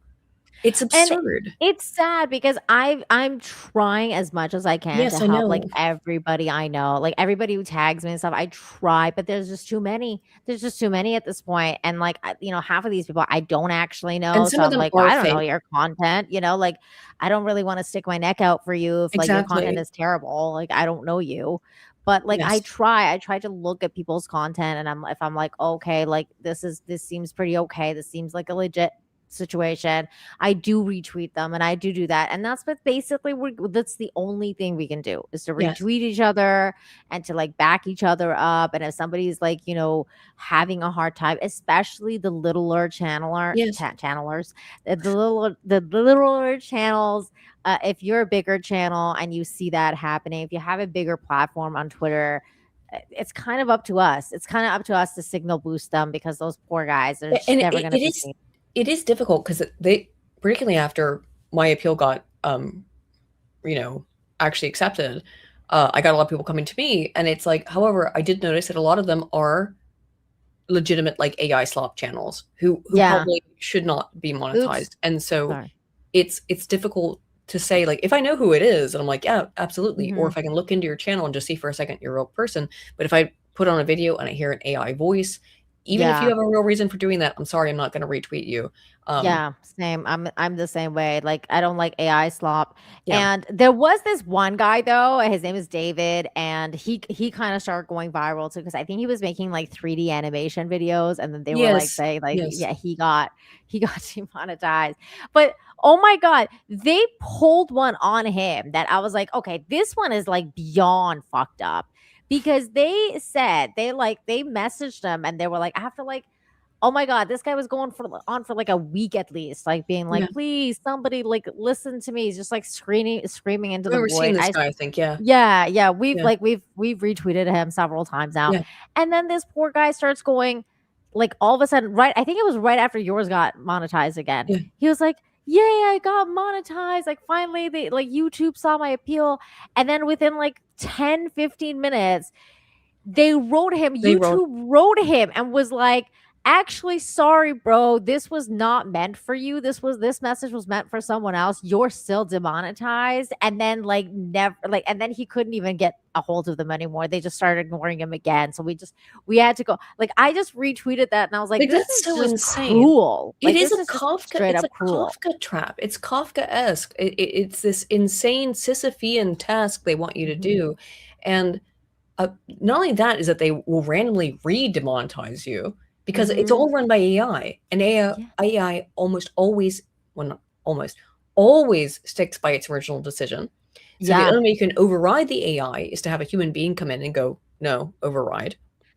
And you know what? This is such an interesting conversation because we were going on about like how Joe Rogan wants like, you know, AI judges at some point. Yes. Well, this is it. This This is it. is what's going to happen with AI judges, except it's going to be like, you know, poor guy has a fucking like, you know, he's in jail because he like dealt some weed or some shit. And it's like, oh, sorry, you're going to go put him to to jail death. now for the rest I've already of your made my life. decision. Yeah. But Yeah. exactly. That's the kind of, who wants that future? I think the vast majority of people have a very negative opinion towards AI. I've seen some polls on it. People don't like AI, generally speaking, because it creeps them out and they don't want a computer making decisions for them.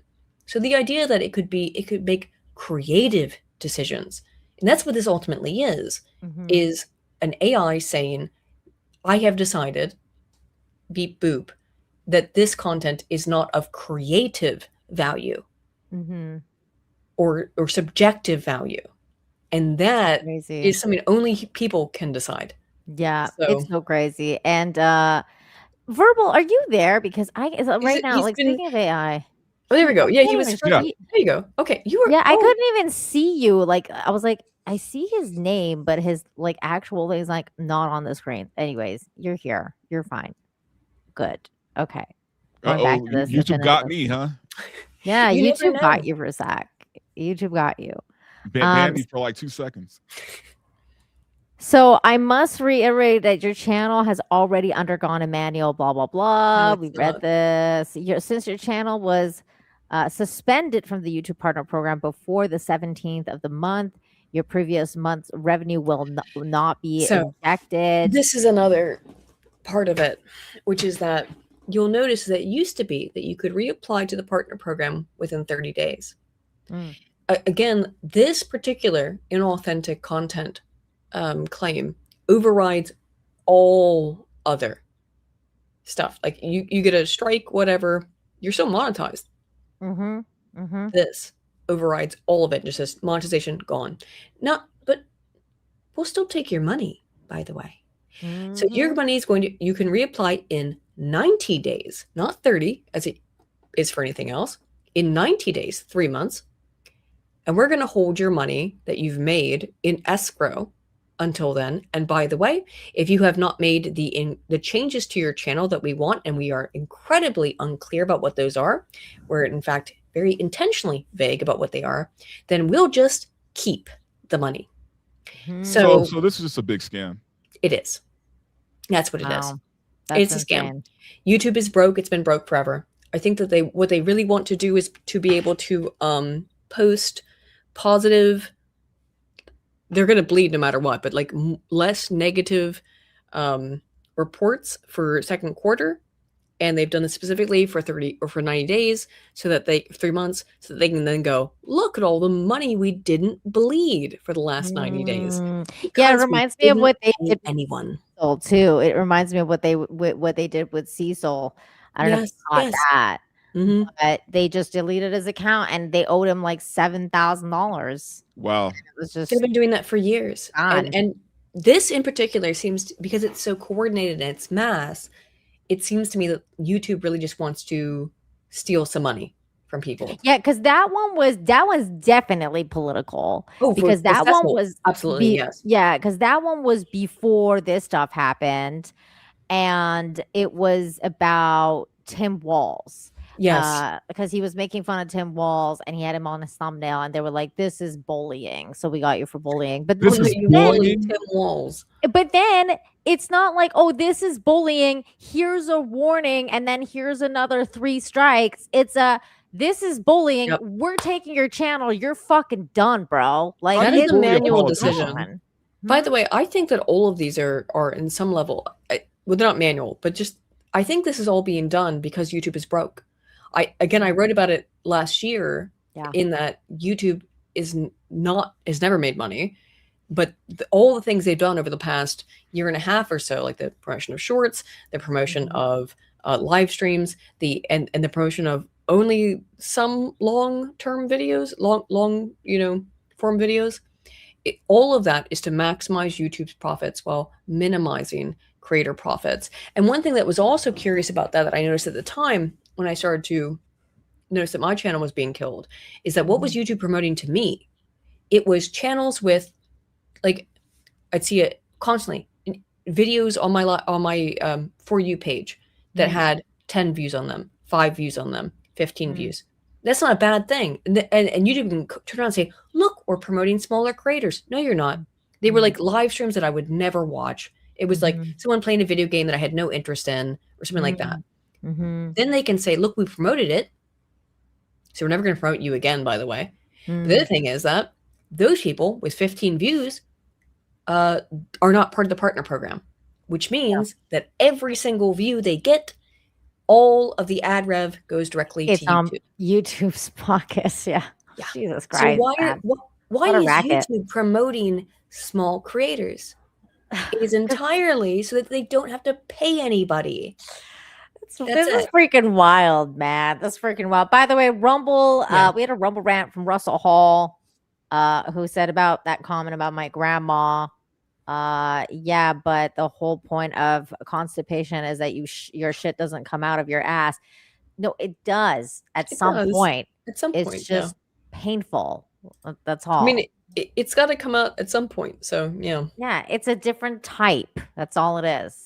That's all, Russell. Speaking of, I'll be right back because I have to pee. But okay, go. This has been such a fascinating conversation. Meanwhile, apparently Jeremy from the Quartering has been losing his mind over in the Flash live stream. And Jeremy needs to go to rehab, man. He needs to go to rehab. He really does. He really does. Well, rehab and a psychiatrist, right? Like he needs both. He should probably talk to somebody, and he needs to go to rehab. I think that I've never seen someone implode like this. Well, that's not true, but not on this level. Like this guy is just daily imploding. This is crazy. Like I guess because Flash was doing a catch-up stream from Saturday's Flashcast because they got taken down by the YouTube AI. Like mid-air. Mid-air on Flashcast. They took them out because they said, because they were talking about the Trump situation. Like I think Aydin was on that show. Yeah. And they took him out live. So they had to go to Rumble, this is why Rumble's good. And you guys, like, if you're a creator, and even if you're a small channel on Rumble, like I am, it's really good to still have it as a backup. It's still absolutely. Really like good. I back up all of my videos on Rumble, even though I don't like give it a lot of stock as far as like viewership and all that. But I at least have all my videos backed up on Rumble. So I mean, if nothing else, do it for that reason. Yes, exactly. And so anyways, they got taken down. He went to Rumble, but then obviously there was several people who had left super chats on YouTube, and he was going to do a super chat square up right now. So he starts a super chat square up, and I guess he had Bearing on, and I guess the conversation turned towards the Quartering, and then at Camelot went on, and I guess the Quartering was like challenging them to come on. And then didn't go on, I guess. And now they're talking about having a debate possibly on Friday. By the way, the Quartering's done this before. Jeremy Hadley has done this exact tactic before. Because I remember I was around back in the blood sports days in the blood sports community in terms of like I watched the Kumite every week, every day, whenever it was on. So he has been doing this tactic for 8 years, where Wow. it's very much like, yeah, come fight me, bro, and like, oh, very much fight me now, fight me now. And one Yeah. thing you'll notice, for example, if you heard this was on Kino, I think, but it's been on a couple of streams at this point, an old clip from the Kumite where he's Mhm. talking to Mr. Medicare, Yeah. and he's like, Jim, why don't you have me on your show? Yeah. Why don't you have me on your stream?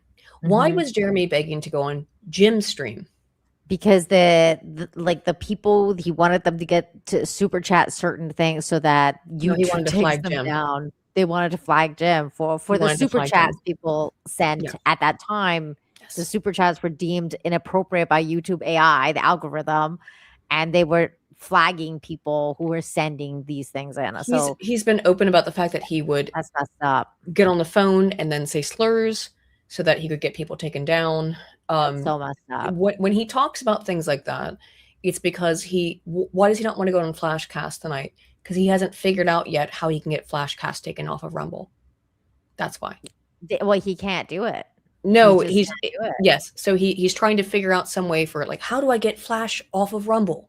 How do I get these people taken down? He's got to try You to can't, 'cause run the mouse Rumble, wheel in his it's brain. the free speech platform. This is why I did my quartering stream on Rumble, because I was like, I'm not going to talk about this guy on YouTube, like, specifically clearly. about his situation. Well, I mean, I don't know, right? I think that we just got hit by the same auto flag everyone else does because we don't. I don't go on camera. I did tonight, but whatever. It was curious that the week before, like 2 or 3 days before we got hit with it, we did talk about Jeremy Hamley. Yeah. We talked about. No, I actually don't think that's it. I don't think Jer's got that kind of power. I think this, like, you and a whole bunch of people were with. I think it's totally unrelated. Yeah, However, I do too. But it's weird. It is weird. I actually think Jeremy has picked the worst time, just by pure serendipity and coincidence, to decide to become a big dick. Because right now, people are being flagged by YouTube and destroyed by YouTube's auto monetization stuff. Yeah. Well, it does appear, at least according to him, that he is the only person left on YouTube who has a rep, who actually listens and does things for them, at least according to him, and will get a channel taken down. So, of course, when we're in a mass wave of everyone being terrified of being demonetized and of being removed from the platform, he's the one throwing his rep around, right? Yeah, it's just very sad what's happened to him. Now, let me tell you my story with some of these YouTube strikes. This was a while ago. So I run another good news I don't know, run another show on Fridays. It's a good news show. And on that show, I used to watch like cute little animal videos at the end of the show. Like, we would do the real stories of like people, and then at the end of it, we would watch cute animal videos or like little stuff, right? So I started getting hit on some of these videos, and not just copyright claims. Like, they started to give me strikes on some of these videos, and I was like, what the and so I started getting emails from some of these the videos that they were saying that we are the distributors of these videos. Yeah. And they started to basically send me give us $500 and we'll release the strike on your channel, literally like extortion, basically. Like extortion emails. And I received it from 2 different companies, and they're just talk about how they're the owners of the thing and we'll just release the strike if you pay us this much money. And I was like, no. And then they're like, you can sign up for the program after, and then we'll give you our videos for free and we'll help promote you and blah blah blah. And I was like, this is straight up extortion. This is so crazy. Directly. Clearly. And I appealed it obviously with YouTube, and one of them I was like, fucking take me to court. I was like, do it, because you know how when you're fighting those kind of claims, they tell you if you fight this, you're basically agreeing to go to court. And I was like, take me to freaking court, because I'm literally it's not even stolen content, because I'm reacting to it as transformative. Yes. Just watching cute animal videos and laughing about it with the audience. And they were like, it went through the whole cycle, Aiden, and then they finally pulled it at the end because they were like, "We're not going to Every time. court." But it Every went time. through the whole cycle. But I still was affected with my 7-day ban and like the whole thing and all of it. But of course, at the end of it, they got rid of it because they had to. Like it was Yeah, just it's it's an just insane it's thing. their grift of trying Yeah. to. What they want to do is to be able to get a YouTuber who will capitulate, so that they can get some money out of them. Yeah, and I think they were getting people to Oh, absolutely. I'm sure and they were. for me, that the last time it happened literally on Christmas. It was Christmas Eve. no. And I was like, are you fucking serious? Because like right after that, they tell you to like, it takes like what, 4 or 5 business days or whatever it is to get back to you.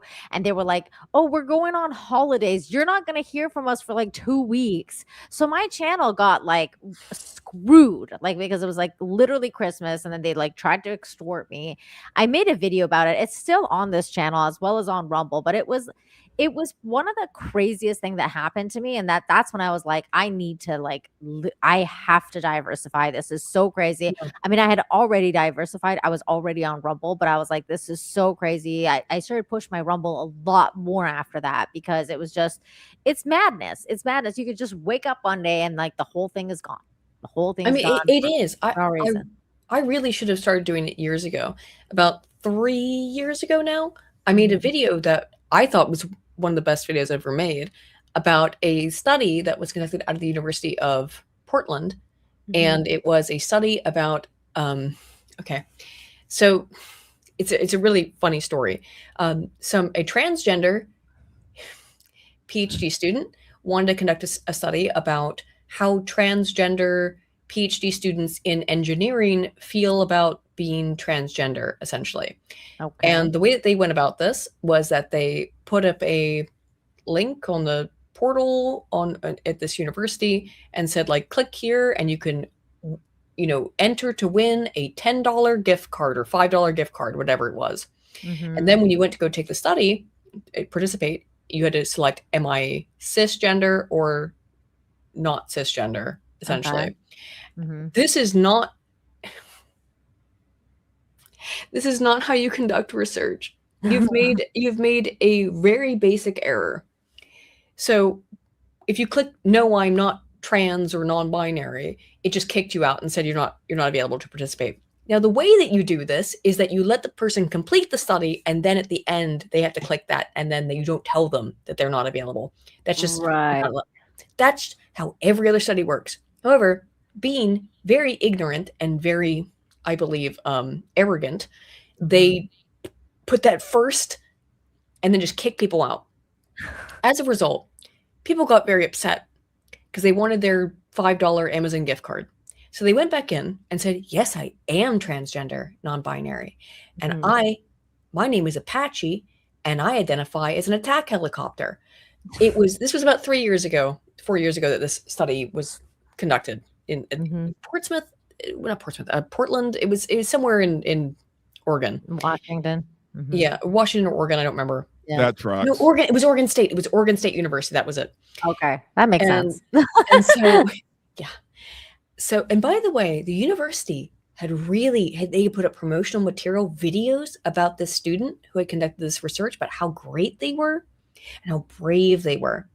So all I did was made a video where I reviewed the research, because what the research ended up being was, well, because they did it in that way, all of the responses they got were like, tee-hee, my name is Apache and I identify as an attack helicopter. Can I have my gift card now, please? It was that kind of stuff, because obviously you created a situation where people were angry that they were denied because, well, we only will allow trans non-binary people to participate. Right. In this. Right. If you understand basic study practice, you would not have done this. It's so crazy. So I've only ever gotten one pure harassment strike on my channel, or something like that, like a proper strike on my channel. And it was over that, because I just talked about the study and the publicly named authors, because they went ahead and published it, by the way. Wow. They published it in an academic journal. They put all their names on it. I just talked about it. They, again, 3 years ago, went, this is doxing. Oh my god. I don't know, That's don't publish it crazy. then. So that's the kind of way things used to be, I guess, of like the Yeah. absurdity of the past. And now we're in this absurdity of the present, where, you know, I thought it was insane then to just be like, what? And all it came down to back in that case, which is I think why I want to relate to this, is they just said, our personal information is being spread. Therefore, you must remove this. It doesn't Right. matter the fact that their personal information was their names that were on the study. Right. On the thing that they published with their names on it. Yeah. This whole situation too, like that's the other point I wanted to make about specifically about Jeremy and the quartering's response to all of this and like what has been happened and the fact that like I went on Rumble. The reason I went on Rumble, the reason I even made a Rumble was because of Jeremy from the quartering. Jeremy has told so many people, including myself, like for so many years to create an alternative platform, support alternative media. Yes, that's That true. was his thing for so long. Like, and I remember like when he would make videos about like, you know, smaller creators being attacked by other creators, He used to do that, getting like flagging wars. Like I remember one of them was Sid Alpha that I made a video about because quartering made a video saying like, hey, if you have a platform, go and make a video about this. My video only got like a couple hundred views, but Sid Alpha saw it and was like super appreciative because I was like, you know, Jeremy from the quartering said, go make a video and try bring awareness about this guy's channel getting taken down, and I did it. And that's why it really like just kind of got me like in the feels. It I did. was like, Yeah, same. this was you. This was you, man. This was you. And now you're doing like the exact opposite shit that you told us. It was so annoying. I've only I've met Jeremy in real life, but I've only been on stream with him once. I met him at real life at Minds IRL in 2017. Okay. 2019. Yes. I went out and, well, the thing at these YouTuber conventions that I've noticed over many years of doing them is that everybody goes outside and smokes, and then like just everybody who's cool is outside and smokes, and that's where like where you get a chance to like actually interact as human beings. Sure, yeah. When you're away from everybody else and you're just outside smoke, it's just a thing that occurs. Look, at any convention. all the cool kids were the smokers. All Everybody the cool knows kids that. go out. It doesn't matter if you actually smoke or not. You go outside so you can. The smoke pay. You just gotta have to be staying. I mean, I obviously smoke, but like you know, it's a weird thing. And I didn't think anything weird about him at the time. I'd had him on my right after he got banned from Magic the Gathering. I was like, let's go on my second channel. Even at the time, this is back in 2018. Let's go on my second channel and we'll talk over there. We'll do a live stream. I've had him on my second channel when he was he wasn't like a nobody, but like he was smaller. He was desperate. He was at that point in time, because he'd been banned from Magic, he was very desperate for, I guess, attention. Right. And maybe particularly attention from women, which I had no idea about at the time and could never have known about. But I had always considered us to be friendly. And then when he did all of this stuff, I was just, dude, this is crazy. What are you doing? Like, this is antithetical to everything I thought you stood for and everything that I thought we stood for as mutuals, not friends, but like just people in the same side of things, right? Yeah. I mean, I'm exactly the same as you, Aydin. Like I was so shocked. And then of course he went after me personally, basically the day my cat died. And I was like, this is so crazy. Like, I can't believe he even did that. And that's when I was like, oh, it's on. It's on. It's on, Jeremy. Like, I think eventually, like the bigger you get, you kind of start to become what you hate, right? Or at least, you know, what you to some extent what you preached against before. Well, I mean, I think it depends on the person, Verbal. It's like really the same thing. No, I agree. No, I totally agree. It does depend on the person. And as far as I've known the quartering, or not, I don't know him, but I mean, I know of him and watch his videos. He has always come across as somebody who it's about the money, you know, like, and Yeah. I get it. So the money, you know, we all want to get paid, but he is, in every sense of the word, a grifter. Like, I mean, I know that word is used so loosely now, Yeah. but that's I didn't exactly realize what that at he the is. time. Yeah, me When either. I first kind of talked to him and things, but now in retrospect, it's overwhelmingly obvious Yeah. that all of this was just a grift to him. He didn't care about any of it. Like, And that's honestly, I think his show is sad. he only has that show so he can shill his coffee. Mhm. I think that's the only reason. I think you're right. I mean, like, dude, the stuff that's coming The out show about is that the vehicle for company coffee now, brand coffee. Like, that's literally what the fuck it is. the stuff that guy is coming out with, the coffee stuff, like, Oh, that's Luther crazy. Morgan, yes, is Yeah, the guy who's Luther been Morgan. like, you don't basically the thing Crazy. you don't ever want to do on the internet is piss off autists. Saying that as an autist Exactly. myself, so I'm allowed to say it. Like, you know, not that anyone No, cares. I love but- what PPP says. Like, he's like, this Yeah. is like levels of weaponized autism that we've never seen before. And like, yes, you don't want to piss off those kind of people because they Like will. like Brittany Venti. I don't think she's super. Like, I've known Brit for years as well, and she's also a lovely person, by the way. Oh, she's Yes. amazing, but I would Right. never want to piss her off. No, you don't want to piss her off. She's a troll. She's not an autist. She's a troll. Brittany Venti's been. I don't think she's an autist. No. Verbal. This is on another level, bro. Like, have you seen any of the stuff that this guy's on? This Luther Morgan guy? Yeah. I haven't. Okay, He's gone. He doesn't. It's not actually that difficult. He just goes into the filings. He goes into where, trying to figure out, where is this coffee company located? Where is it? Where's the coffee produced? the Where is it beans distributed from? from? That is definitely weaponized autism. Like, You it's don't- just, it's crazy. You don't want Like- to piss a guy like that off.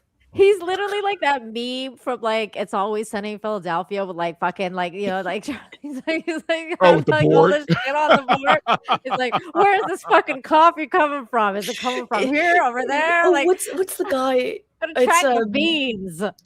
Who's the guy in Always Sunny though? That he thinks it is. It's oh shoot. Charlie or like the other Yeah, guy? but he thinks it's like some guy randomly. Pepe Sylvia. That I'm sorry, I remembered it before I looked it up. Pepe. He's like, it's Pepe Sylvia. It's all Pepe Sylvia. It's there. Oh yeah. yeah. Oh my god. And it is this too. Like, there's such Streisand effect happening with all of it. Just don't it's so much be like weird. that.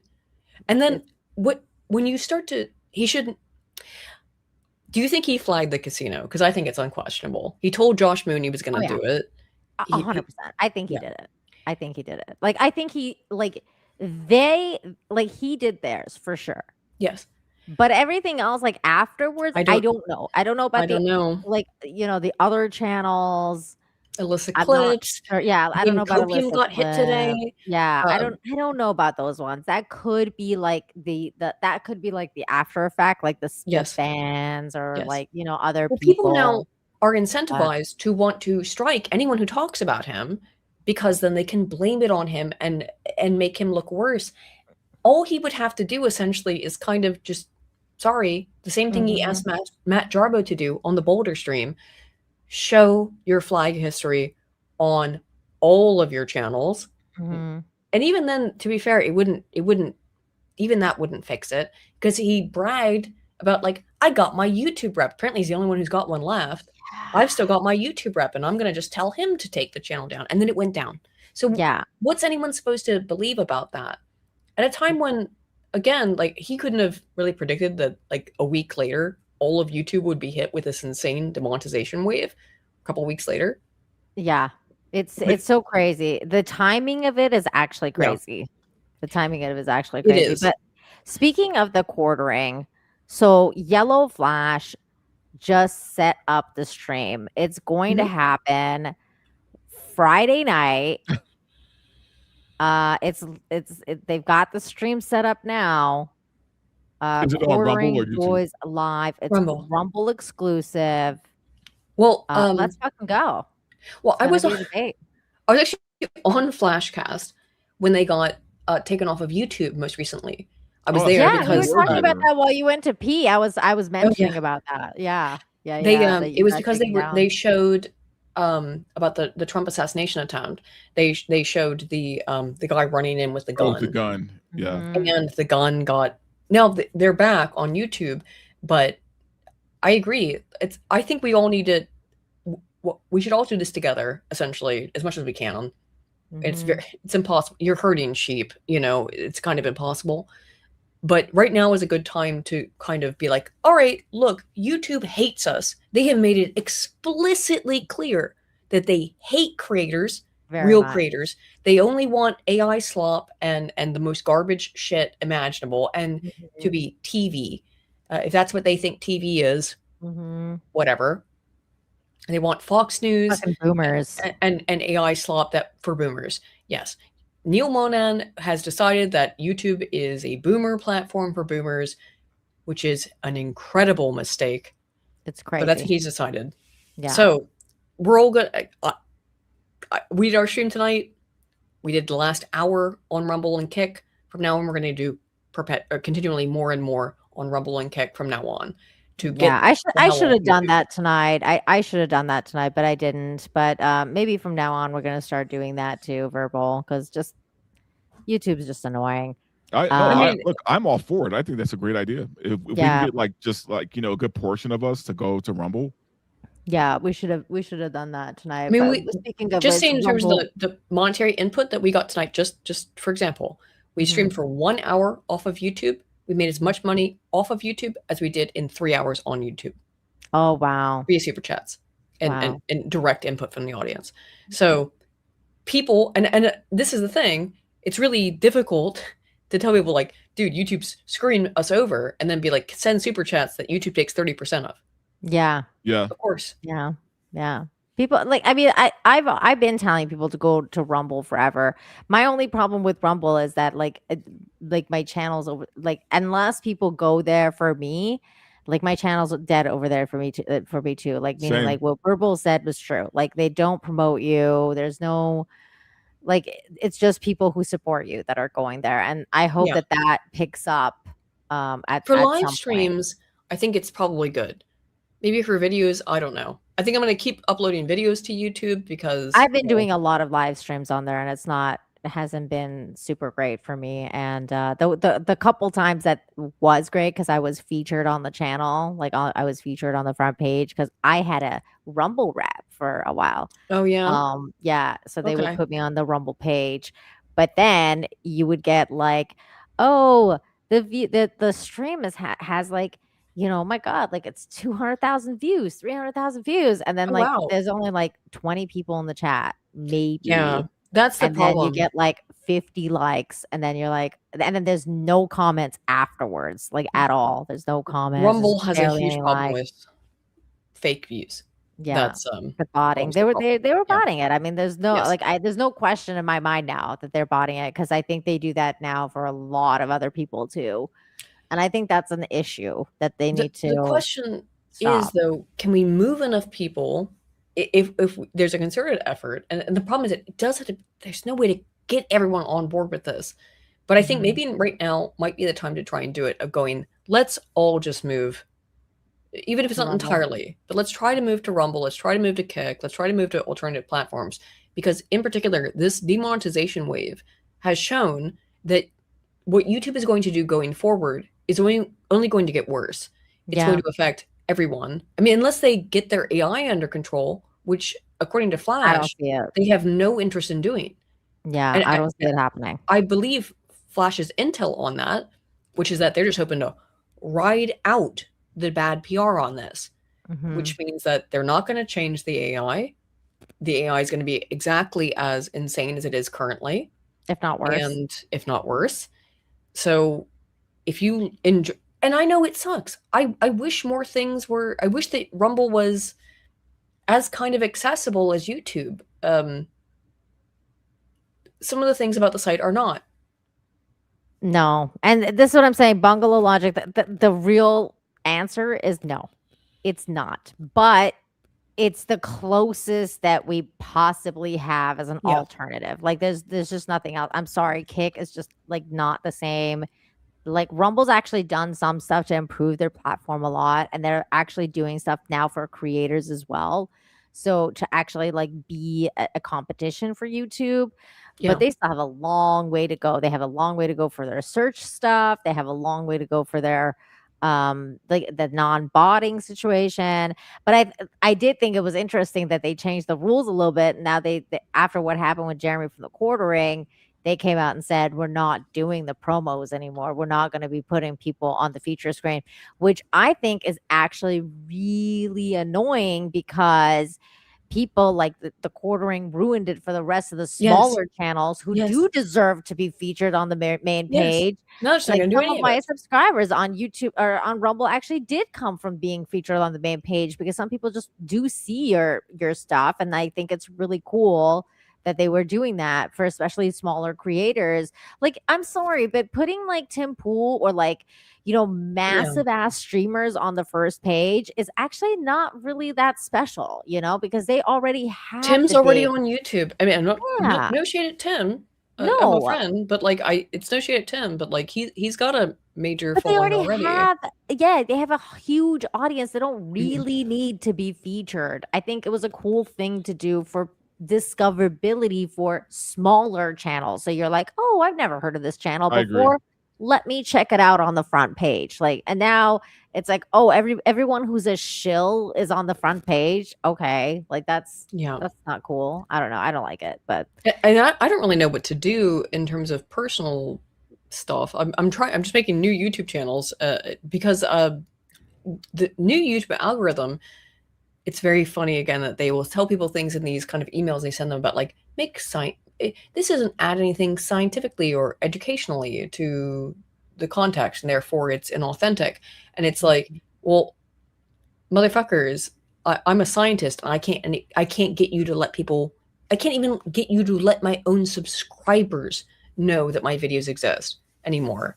That's so fucking crazy. I mean, it's been a nightmare, but for the last year on YouTube, but I don't know where else to go with that kind of content. Like, where else do you go on the internet? It's like, I've produced an 1.5 hour long documentary. Where do I drop this?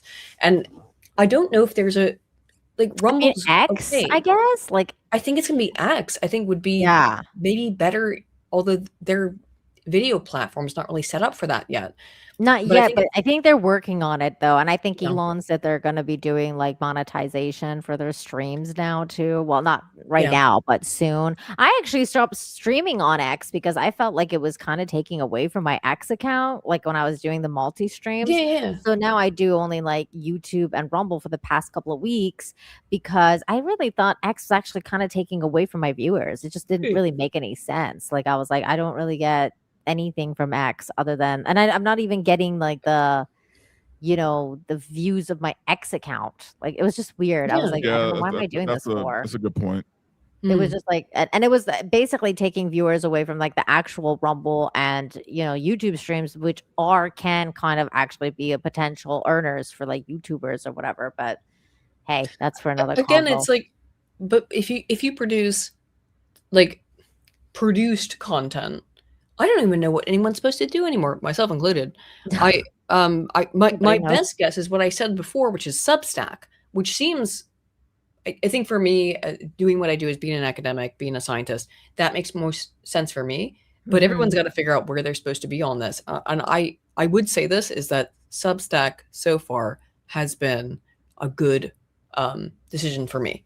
At least. Oh, that's pretty interesting. I know a lot of people that are on Substack and I really seem to like it. I think Script Doctor is one of them. I know it's like very a couple. It's much like Locals, which is attached to Rumble, of course. And so Locals, if you want to, I think Locals might have been a good. I don't know if it still is, but Locals might be a good way to go about it. Alternative, you want to like upload actual like edited content.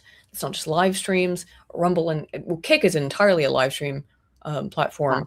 So like you're not uploading videos to Kick. So no.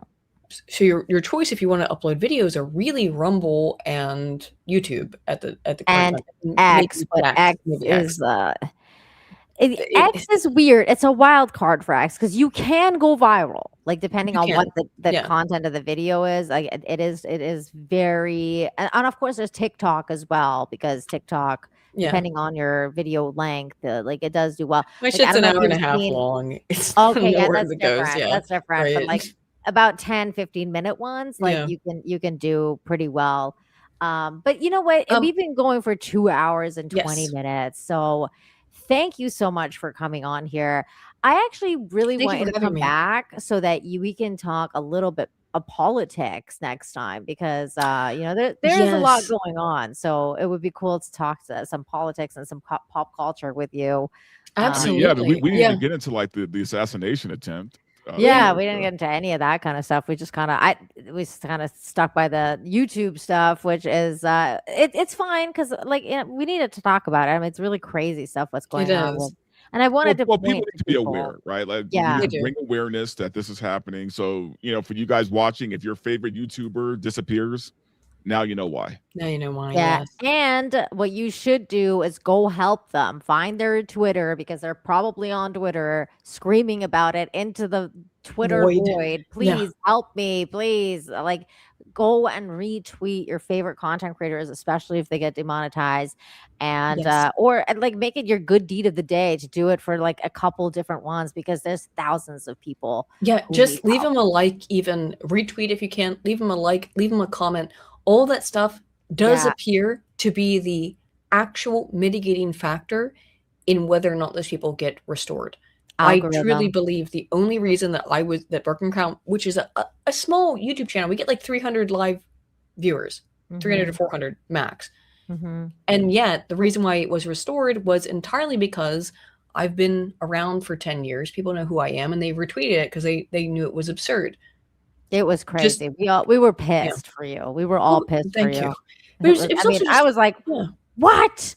Like, It was just me. Aydin, Again, no. Drunk 3PO is still dealing with this. Sugar Tits Crazy. is still dealing That with this. umbrella guy, that umbrella guy guy, got he got- demonetized. I talked to him beforehand. He actually sent me like his template of what he sent me exactly his message he sent to YouTube for me to know, Yeah. okay, well, here's what you did. And Tug has been incredibly helpful and helpful. incredibly kind throughout this entire process. He's a great guy. He always has been. Tug is amazing, you guys. Check is. out that umbrella guy Yes. and Megan Fox, who Yes. are taking their show predominantly on Rumble now Rumble too, now, because yep. everybody's starting to kind of going over to Rumble slowly. So thank God. I mean, we need more people on there. We do. Lastly, Russell Hall on Rumble said, Nina, you live in Mexico. How the fuck do you know anything about constipation? Thank you, Wow. Russell Hall, for that comment. And I'm a human being, Russell. Jesus. And Slosher, thank you for the $5. Great show, guys. It'd be great to talk politics next time. We're gonna do another show for sure, and she's gonna come. We're gonna talk politics. Absolutely. It'll be really fun. So thank you, everybody, and special thanks to those of you who super chatted, became a member, gifted memberships, all that good stuff. Thank you so much for supporting the channel. Aydin, do you have anything to plug before we go? New channel is Science Sybil, science as it's normally spelled, science, and the SIBYL. That will be, if you want to just no politics, just science, that's the channel. Excellent. And Verbal Riot, what about you? Anything to plug before we go? Just the channel. Guys, follow me, Verbal Riot, YouTube, Rumble, and X. And yeah, I just dropped a video Monday with Jessica, Danny from Comics and gosh, she's gonna be so pissed because I got her name wrong twice already. And it's not that I don't know her name, I just keep like confusing her with another, like someone I know who looks like her. Anyway, God, guys, that's the video is up, go watch it. That's it. There you go. Verbal Riot, what other channels do you stream with? He streams with Chris Gore. Oh yeah, guys, you can always find me on Mondays, Film Thread Versus. You can find me with George the Giant Slayer on Sunday afternoons, and you can find me on Yellow Flash Saturday nights. Saturdays. So hopefully we'll be back this time and won't get taken off air. Yeah, let's hope so. Yeah, and he's gonna do the Rumble thing too. Like I think he's gonna be switching over to Rumble after like an hour now, so Yeah. that's also gonna be good for Flashcast. And you guys can find me here and on Rumble at Nina7 Infinity on Twitter And you can find me on Friday at 2 p.m. Eastern, where I balance out the world and I talk about good things and good news and try to avoid getting extorted for animal videos. But we will try to carry on with the good news.